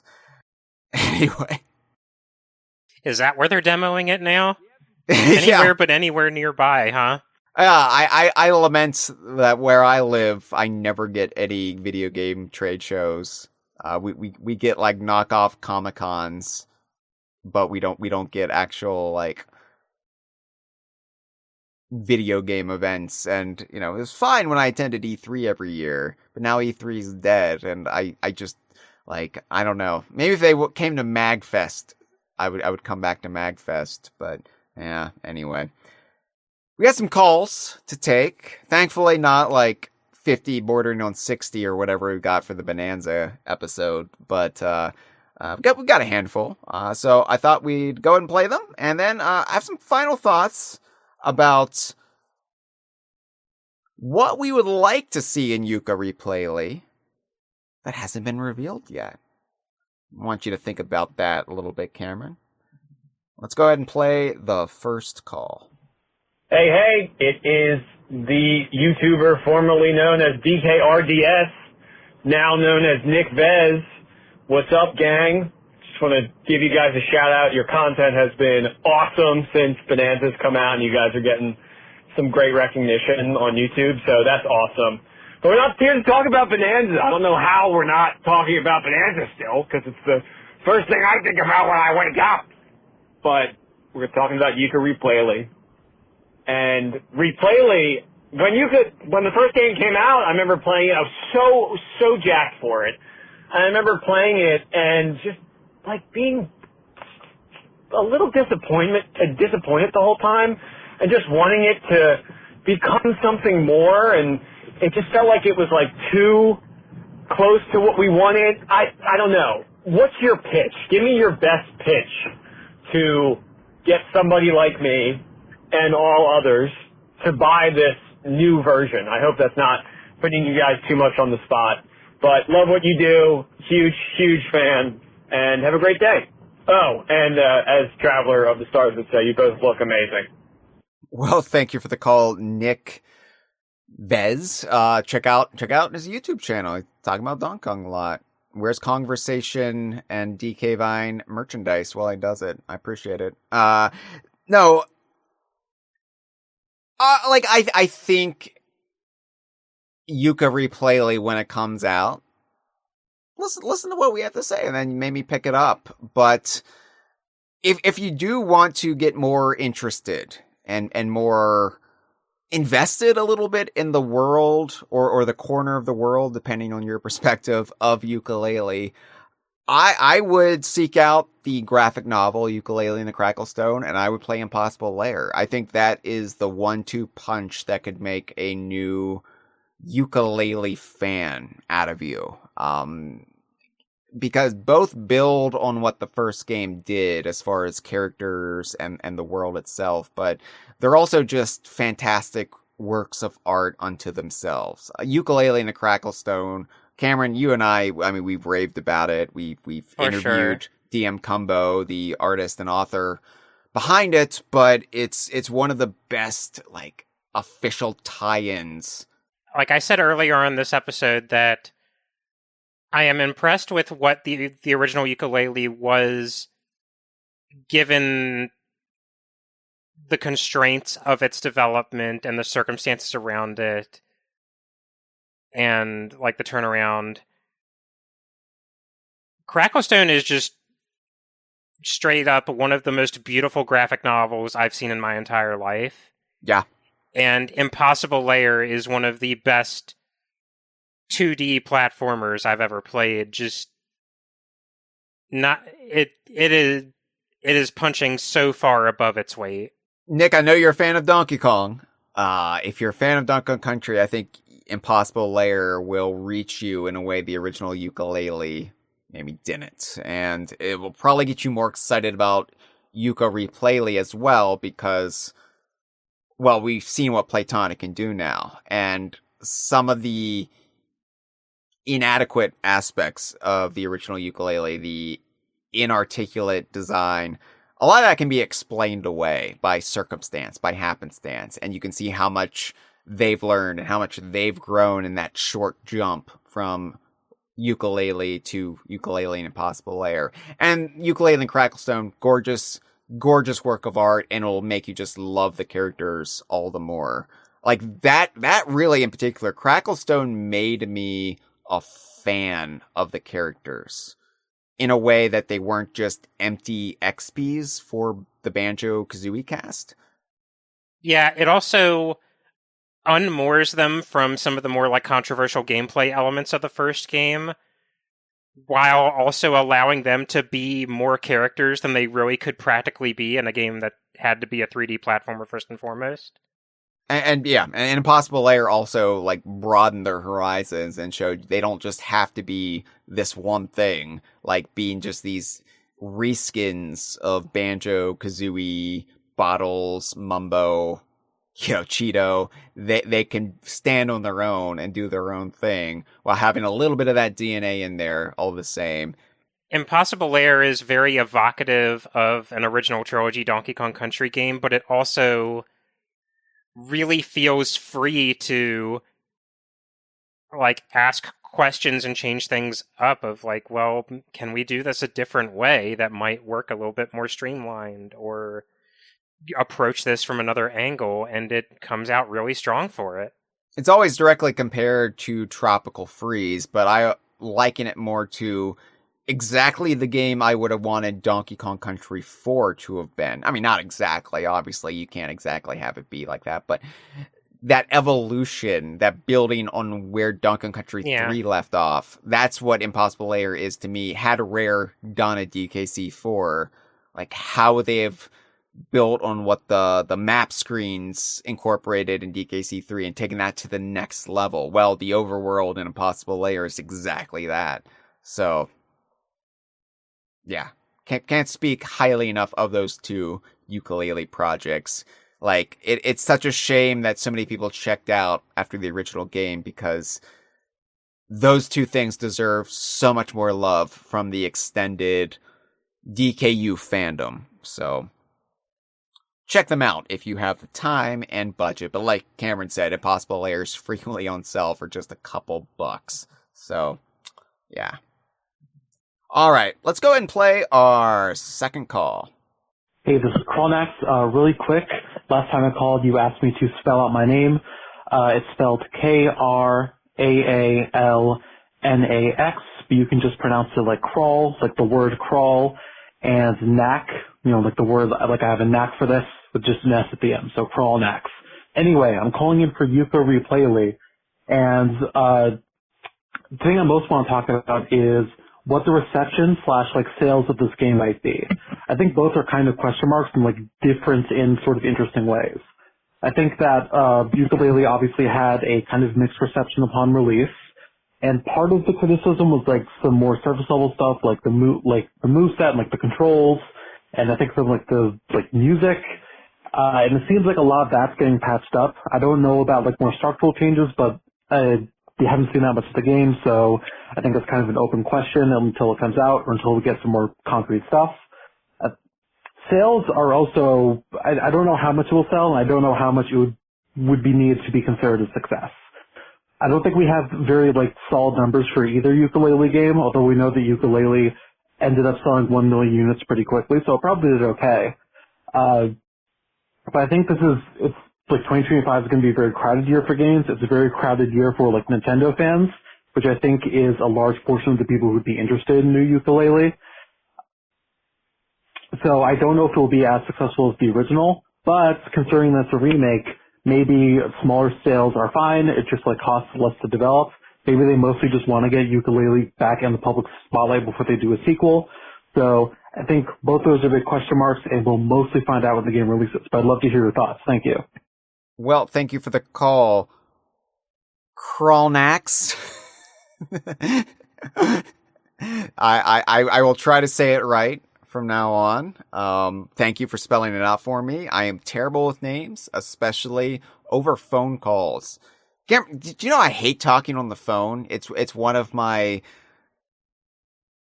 biggest hang-ups. In fact, doing the podcast, has helped me with it a little bit. A big hang-up is what I want to do when I'm on the phone.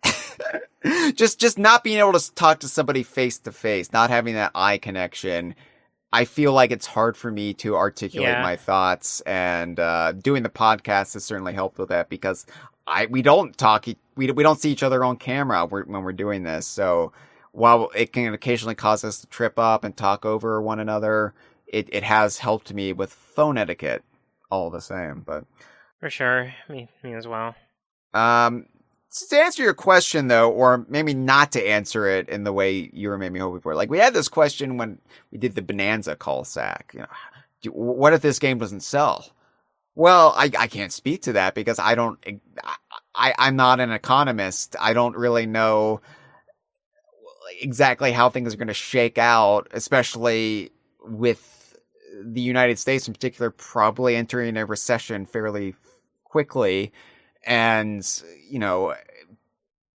people are going to be budgeting extra hard, and it might affect video game sales all around, not just Yooka-Replaylee, but the Switch 2, Bananza, Mario Kart World. I mean, who's to say? Grand Theft Auto 6 when it comes out next year, even. But I will say, I don't think there's as much riding on Yooka-Replaylee as you would expect, because as you said, it's not the primary thing Playtonic's been working on. This is kind of happenstance that we're getting this at all. And I think that's they're probably budgeting for that, but I think if it's received well, it will probably sell well enough to justify the time spent on it. So I don't think there's a lot to worry about. Plus, there's also another thing to consider. Playtonic has had some steady income thanks to the Playtonic Friends published titles. I know they don't get a lot of recognition from the wider Playtonic fandom. Not everybody's picking up every single Playtonic Friends game, but those are reaching people. People are buying those. People are playing those. And that's increasing their coffers all the same. To speak nothing of the partnership with Tencent, which, we don't really like to dwell on because, but, all the same, it's giving Playtonic enough cushion to really be a sustainable studio for the time being. Yeah, I'm kind of in the same boat. I get the impression, I don't really know what this game is going to sell, and certainly it has a lot of things working against it. But I do not think Yooka-Laylee as a franchise is going to live or die on the sales of this game. And to your point, and this is kind of speculation on my part, but it's kind of been something that's just been in the background since shortly after the announcement of this. Unlike the first Yooka-Laylee, which was made in Unity, this game is being made in Unreal. Uh-huh. Which indicates to me, considering the whole kerfuffle that happened with Unity within the last few years, which I won't detail in this episode, you can look it up, vis-a-vis Unity and indie developers. Presumably, whatever they're doing with a full-fledged sequel to Yooka-Laylee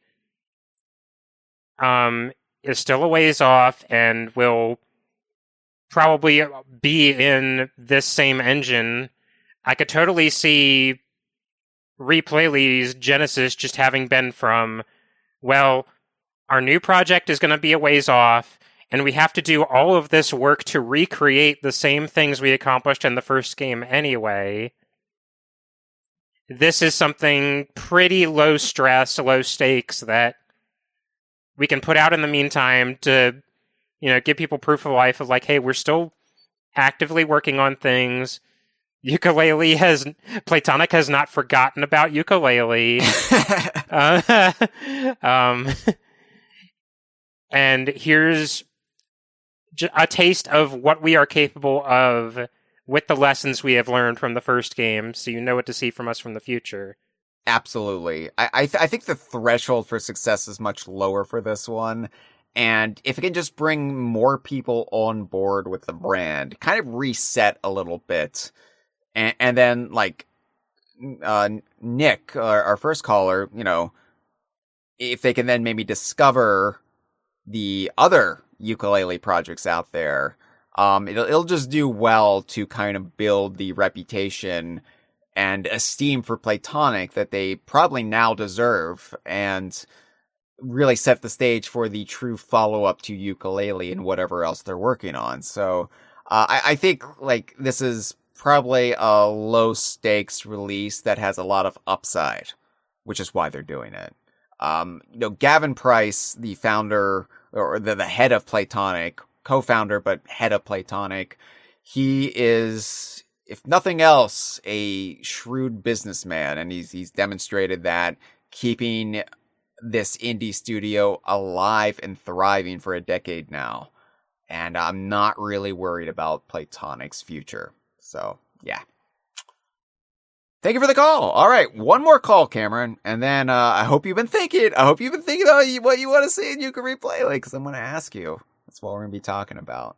You have a little bit more time, maybe 2 minutes and 16 seconds, because that's how long our third call is. Hey, DK Vine, this is TJ, calling you again after having gotten out of that heavy traffic jam I was in the last time I called. So, to talk about Yooka-Laylee, I remember being really, really excited when the Kickstarter was announced, way back then. I wasn't the biggest fan of the finished product, but, I still liked the main characters enough, and, I definitely did really, really enjoy Yooka-Laylee in Impossible Lair. That's what told me, like, okay, this world, this can work. So hearing that they're giving the original game a second attempt, it had me really, really intrigued. I'm actually looking forward to it a lot. So one thing in particular, though, I've heard some things about this game.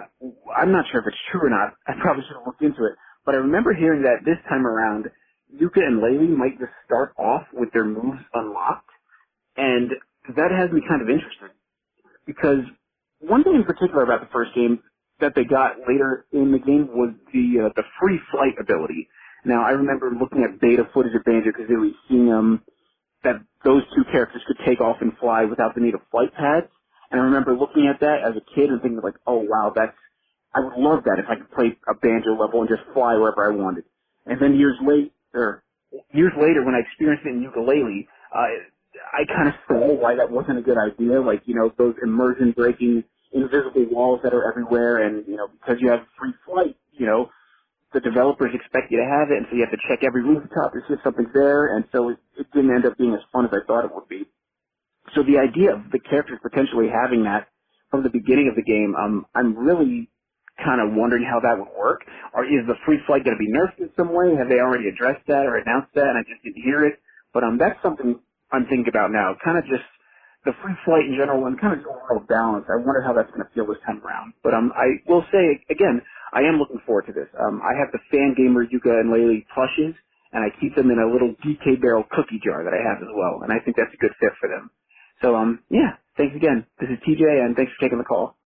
Well, thanks for the call, TJ. I keep my Yooka-Laylee Fan Gamer plushes with all my other Fan Gamer DKU plushes, Banjo and Kazooie, Conker, the Conker with the Chris Seaver voice clips, the Great Mighty Pooh, which sings the Chris Marlowe sung operatic song about being a big piece of shit.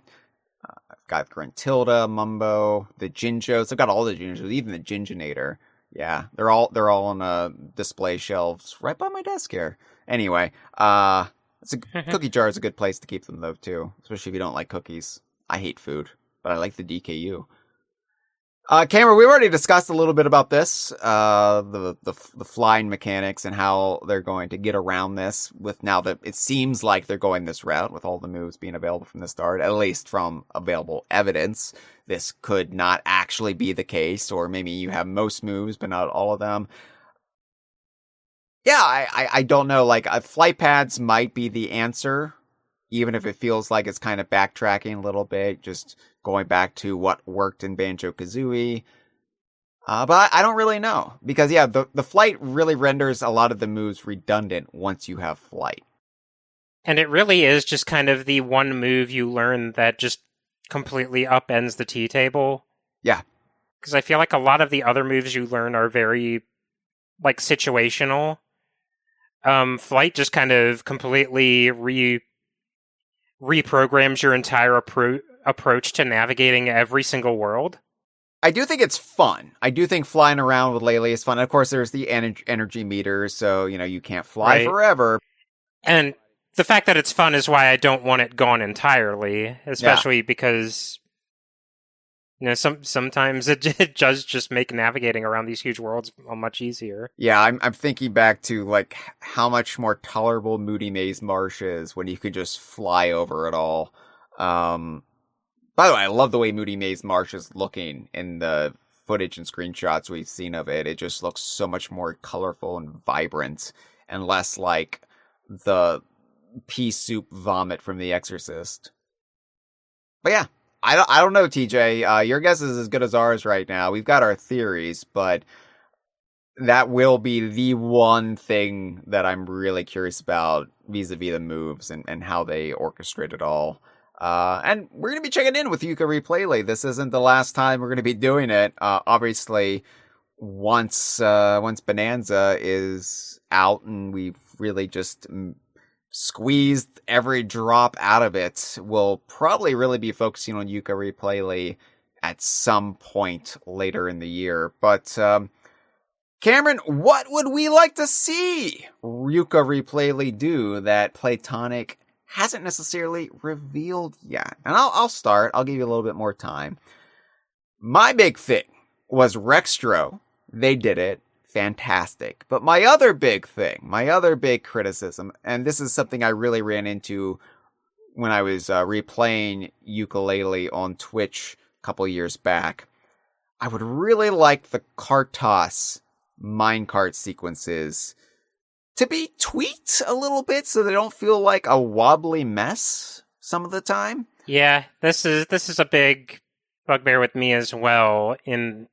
Man, it's a good thing Cracklestone exists to make me like Kartos more as a character, because I did not feel good about him after this game. Yeah, it's funny because, you and I think we're in agreement. Like, Rextro was endearing even in the original Yooka-Laylee, even if what he facilitated kind of sucked. Yeah, the difference is Kartos is a crank convinced that, like, nobody does his thing anymore, but he still does it better than anyone else, and no, he doesn't. yeah. You're not Roger Moore, James Bond, Kartos. In fact, this felt like another Kickstarter promise that ended up hobbling the game. And that's what it was. For sure. Now, the appeal of minecart sequences and incorporating that into a Kickstarter, I don't need to explain to our audience why that would be appealing to old school Rare or DKU fans. Oh my god, minecart sequences, yeah! But the problem, the real problem is, okay, ignoring the fact that that's a Donkey Kong Country throwback in a game that was really trying to conjure up nostalgia for Banjo-Kazooie. I'm fine with that, because, I am a Donkey Kong Country and Banjo-Kazooie diehard. I'm not one of these, like, latter-day Banjo-Kazooie fans that somehow hates Donkey Kong Country. I adore both. They are my 1-2 punch of favorite video game series, and they are effectively the beating heart of the DKU. But the problem was that these minecart stages in Yooka-Laylee They were clunky, they were weird, floaty, and really hard to decipher exactly, like, the way to control. You could eventually get the hang of it in a way you really couldn't with some of those retro games. But my big issue with them is that Donkey Kong Country Tropical Freeze did minecart levels in a 3D perspective better 3 years before Yooka-Laylee did. So when Kartos is complaining, oh, minecart, who cares about minecart sequences in video games anymore? Ignoring Minecraft. But it was like, well, we just got this in a relatively recent game, and they're better than what you're doing, Kartos. It's not something that ever really went away, and in fact, it kind of went away in Donkey Kong Country much in the era Kartos is calling back to, because minecarts were gone after the first game. Yeah, they did come back in Donkey Kong 64, and I would say the Donkey Kong 64 minecart sequences more fun than Kartos. Like, yeah, I agree. They take a completely different tack than Donkey Kong Country's minecarts, but that's a good thing. They found like its own specific niche. And here's the thing, we've seen Donkey Kong Bananza will have minecart sequences.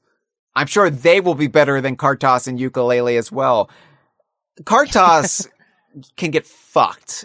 Like, he speaks lies. And I do like Kartos. Kartos, like, eventually won me over in Cracklestone. And even in his brief appearance in Impossible Lair, I was like, all right, I'm fine with you now, Kartos. Well, Cracklestone made him work for me by kind of like reframing him as a doddering old man. Yeah, which helps what he's going on about in Yooka-Laylee. He's an idiot. That's fine. He's a fun character then. But yeah, like if they could fine tune these to make them enjoyable, because I feel like you can't disentangle them, especially given what happens in Capital Casino. Like, I feel like you need Kartos in there, but tighten it up. Please make it control better. So that's my big want. But I will say, going from a more pure wish casting perspective, and I doubt Playtonic has the clout to make this happen with all of the various companies that it would require, but this is something I wished for in the original Yooka-Laylee as well, but I'm gonna do it again. I would really love to see some sort of character cameos or even Vendy tonics that are exclusive to each platform it releases on.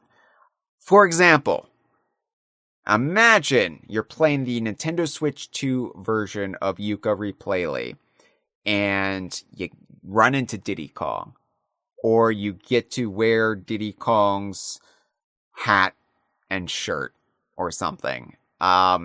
Imagine playing on the Xbox Series edition of Yooka-Replaylee. There they are, Banjo and Kazooie, making a much desired cameo appearance.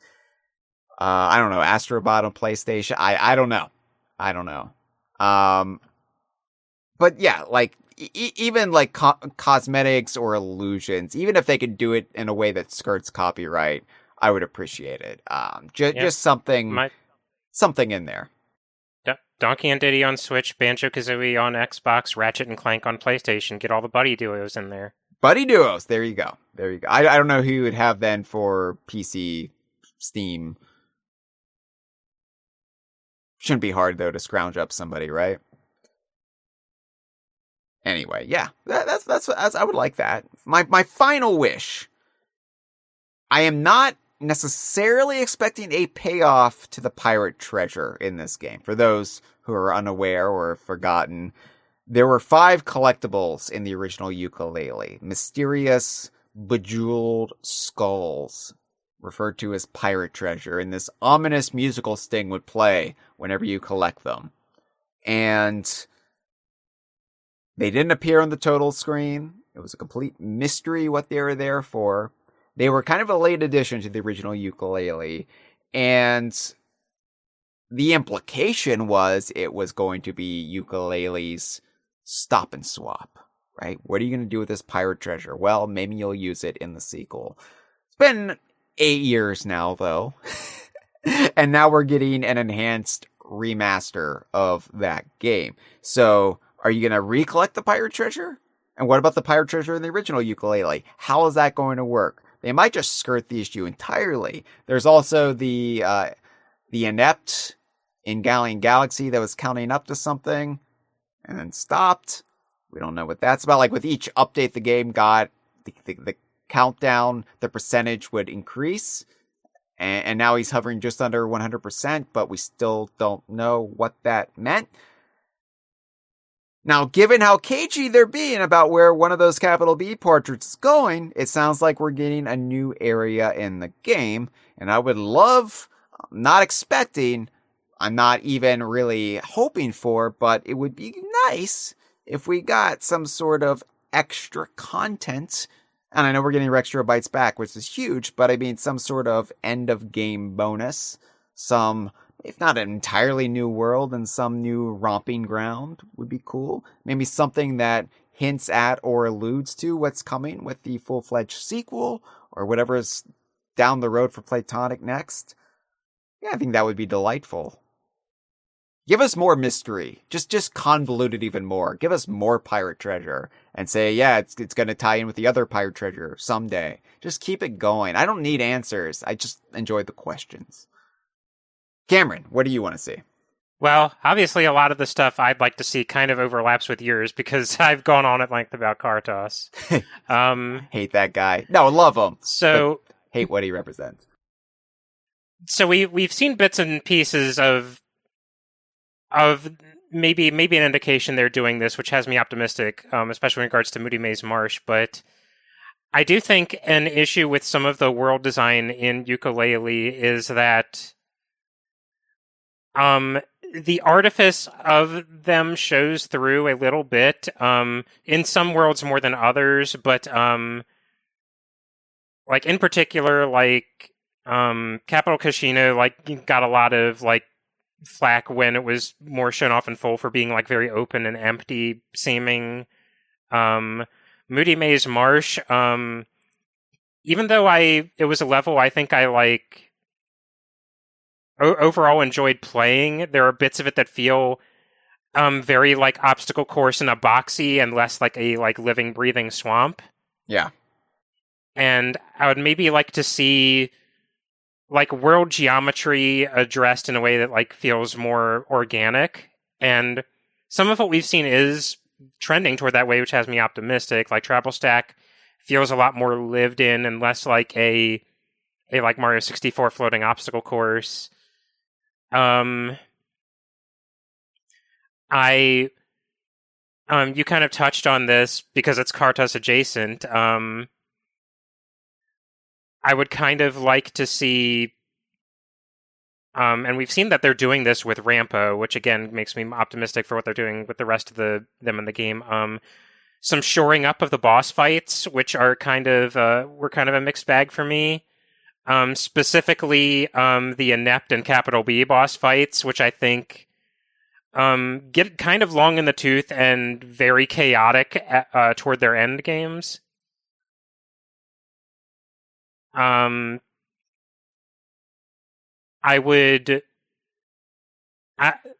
back to kind of what we talked about with Rextra, where I had a fear of, is the response to a poorly received game mechanic going to be to just completely excise it from the game and downplay the character that involved it?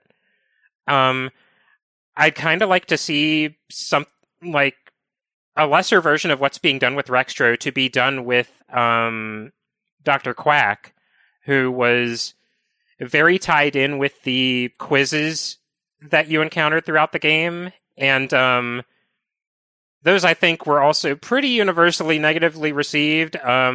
Certainly my problem with them was because they staggered them throughout the game rather than just having them all at the end, you couldn't reliably have been expected to have all the information you would need to actually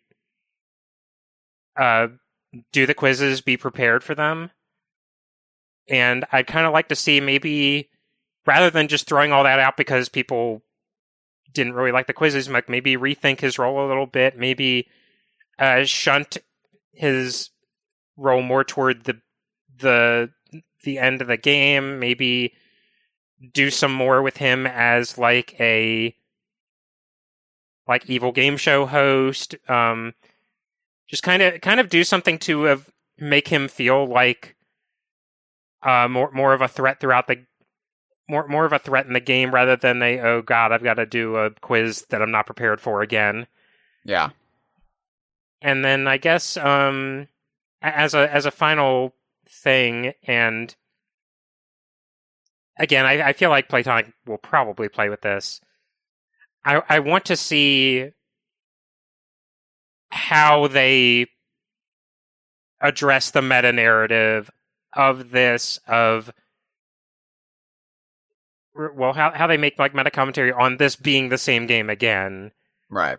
Like, because I feel like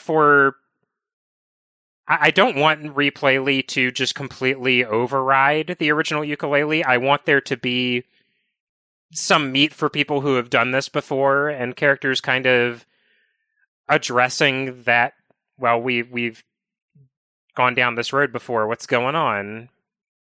I think would be a satisfying route to take it, kind of develop the world a little bit more, and also potentially they could sew in some intrigue to get people excited for Yooka-Laylee. Put some breadcrumbs in there. I wonder if you could have something like Capital B or Dr. Quack or Vile getting their hands on the one book, and this is them trying to rewrite their failure back in 2017. I don't know. There's cool things they could do with it, given the conceit, given the concept, given everything they've laid down. There's ways to actually play with that meta element. Yeah. It's something that I've gone back to before with like feeling like unfulfilled potential in the ending of Banjo-Kazooie Nuts and Bolts, which spoilers for a much older game than Yooka-Laylee and the Impossible Lair. That game ends with Gruntilda having been defeated and forced to work in Log's video game factory. But she's being left alone in essentially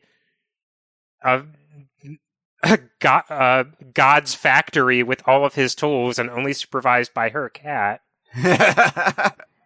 Right. And when your reality is a video game, that kind of seems like, well, nobody's looking, you can rewrite your reality. And that always seemed like a seed planted that never really had a chance to grow in anything. And I'd kind of love to see Yooka-Laylee, like, take advantage of that where Banjo couldn't. Absolutely, yeah. Great ideas, yeah. I think, there's still a lot of surprises to be had for Yooka-Replaylee. And, Playtonic announced it's coming out 2025. They announced this a couple of weeks before the Switch 2 Direct, which was, I think, clever on their part. They were getting ahead of it. And I don't think they knew that Donkey Kong Bananza was necessarily going to be announced, but they probably knew something that was going to be a either direct competitor or something that would be a direct comparison to their own game would be announced on the Switch 2 Direct.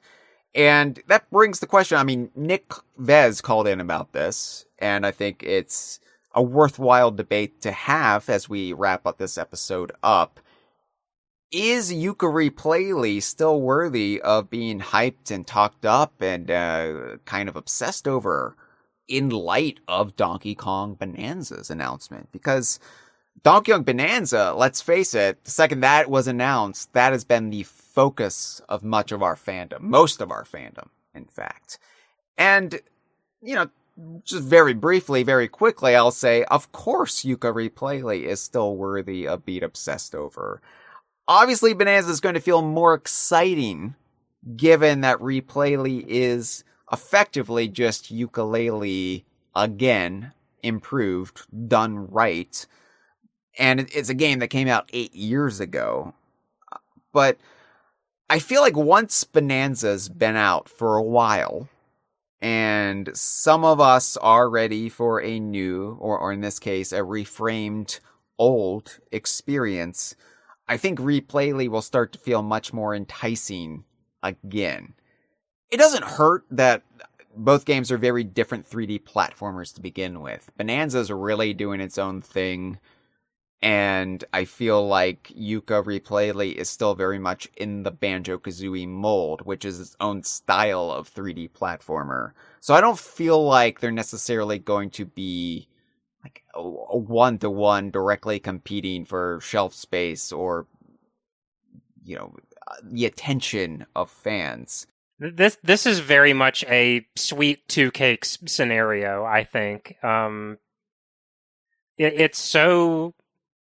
Even in the heyday of, like, several major DKU games coming out every year, like, from, like, central pillars of the Donkey Kong universe, very, very uncommon to have two 3D platformers within 6 months of each other to sink our teeth into.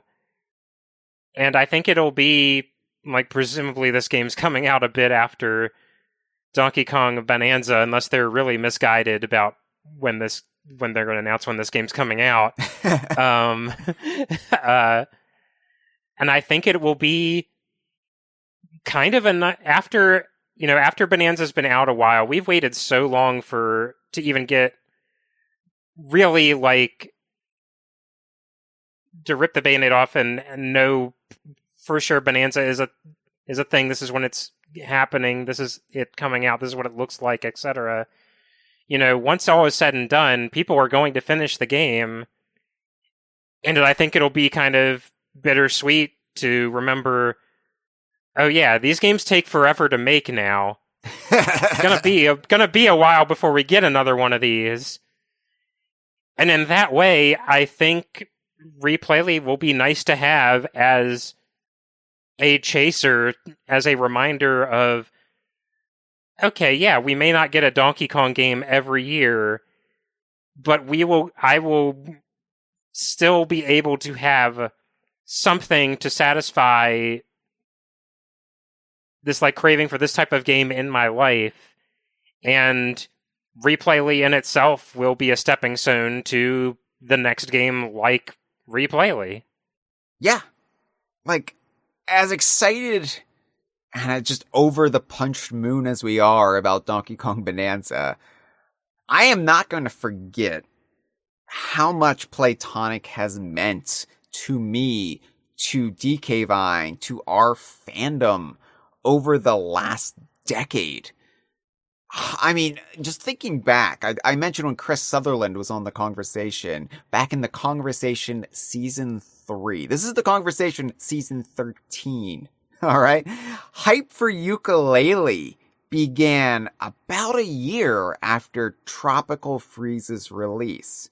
And in that entire time, we have not had a new standalone Donkey Kong game. One of the things that has kept us going has been Playtonic games. If we didn't have Playtonic games, if that studio was never founded, I shudder to think where we would be as a community. Because obviously we at DK Vine, we love Sea of Thieves. We've loved what Rare has done since 2015. But there's certain itches that need to be scratched. And Sea of Thieves obviously does its own thing, and it's my second favorite game of all time. I'm not going to speak ill of Sea of Thieves. I'm not going to be one of these people who are like, but Rare hasn't done Banjo. I want a new Banjo-Kazooie game. You have no idea how much I want that, but I'm going to be pragmatic about it all the same. But having Playtonic as this third pillar of our fandom, of the DKU, alongside whatever's happening with Donkey Kong, alongside Rare, has been the biggest boon in the last decade. And it's been a long journey seeing them establish themselves. I mean, like I said, Chris Sutherland was on before they even properly unveiled what Yooka-Laylee was through the Kickstarter launch. I mean, remember Project Yooka-Laylee as the instrument, not the punny buddy duo name. Project Yooka-Laylee is all we knew it as. And yeah, we saw that Kickstarter launch and just the hype and frenzy around it. And then all of that carrying forward for the next 2 years up until the release of the game. And then dealing with the fallout of the lukewarm response at launch. And then having Yooka-Laylee in the Impossible Lair. And then having that as like this quiet masterpiece that we celebrated but was still mostly overlooked. We've been on a long journey with Playtonic, and just because Bananza is coming out, it doesn't mean I'm going to forget how much they carried us through this long drought. And, you know, in the day or two after Bananza was unveiled, the Switch 2 Direct, I did remember thinking, oh no. Is this terrible news for Playtonic? Because so much of their tried and true fan base, the ones who have stuck by them, they're going to be so excited for Bananza, for Donkey Kong, that they're really not going to focus much on them. But looking at what Playtonic's done before and after the Direct, I think they are playing this pretty smart. And they haven't announced when Yooka-Replaylee is coming out, only that it's coming out in 2025.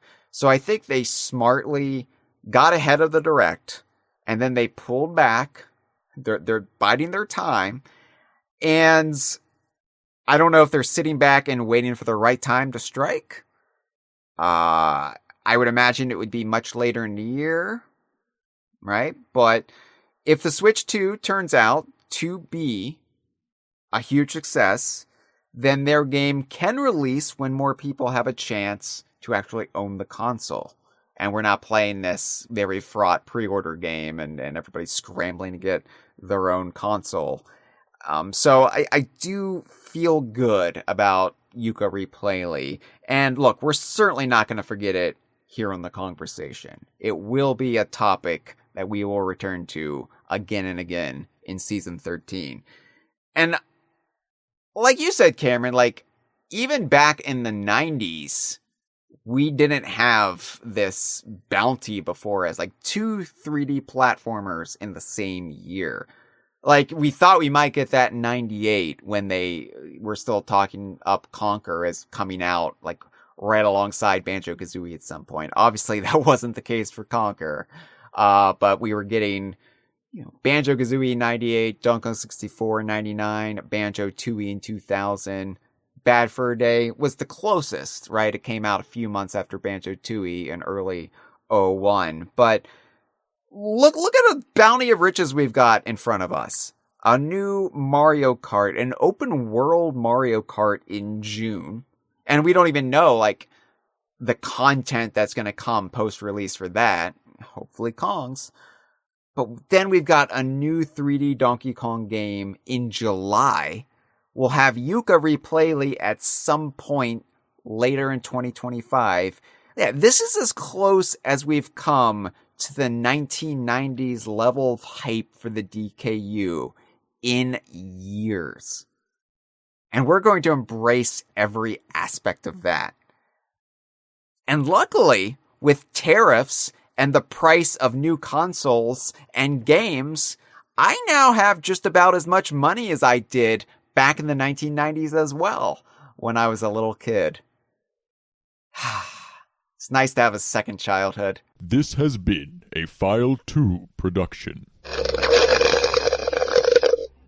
¡Qué rico!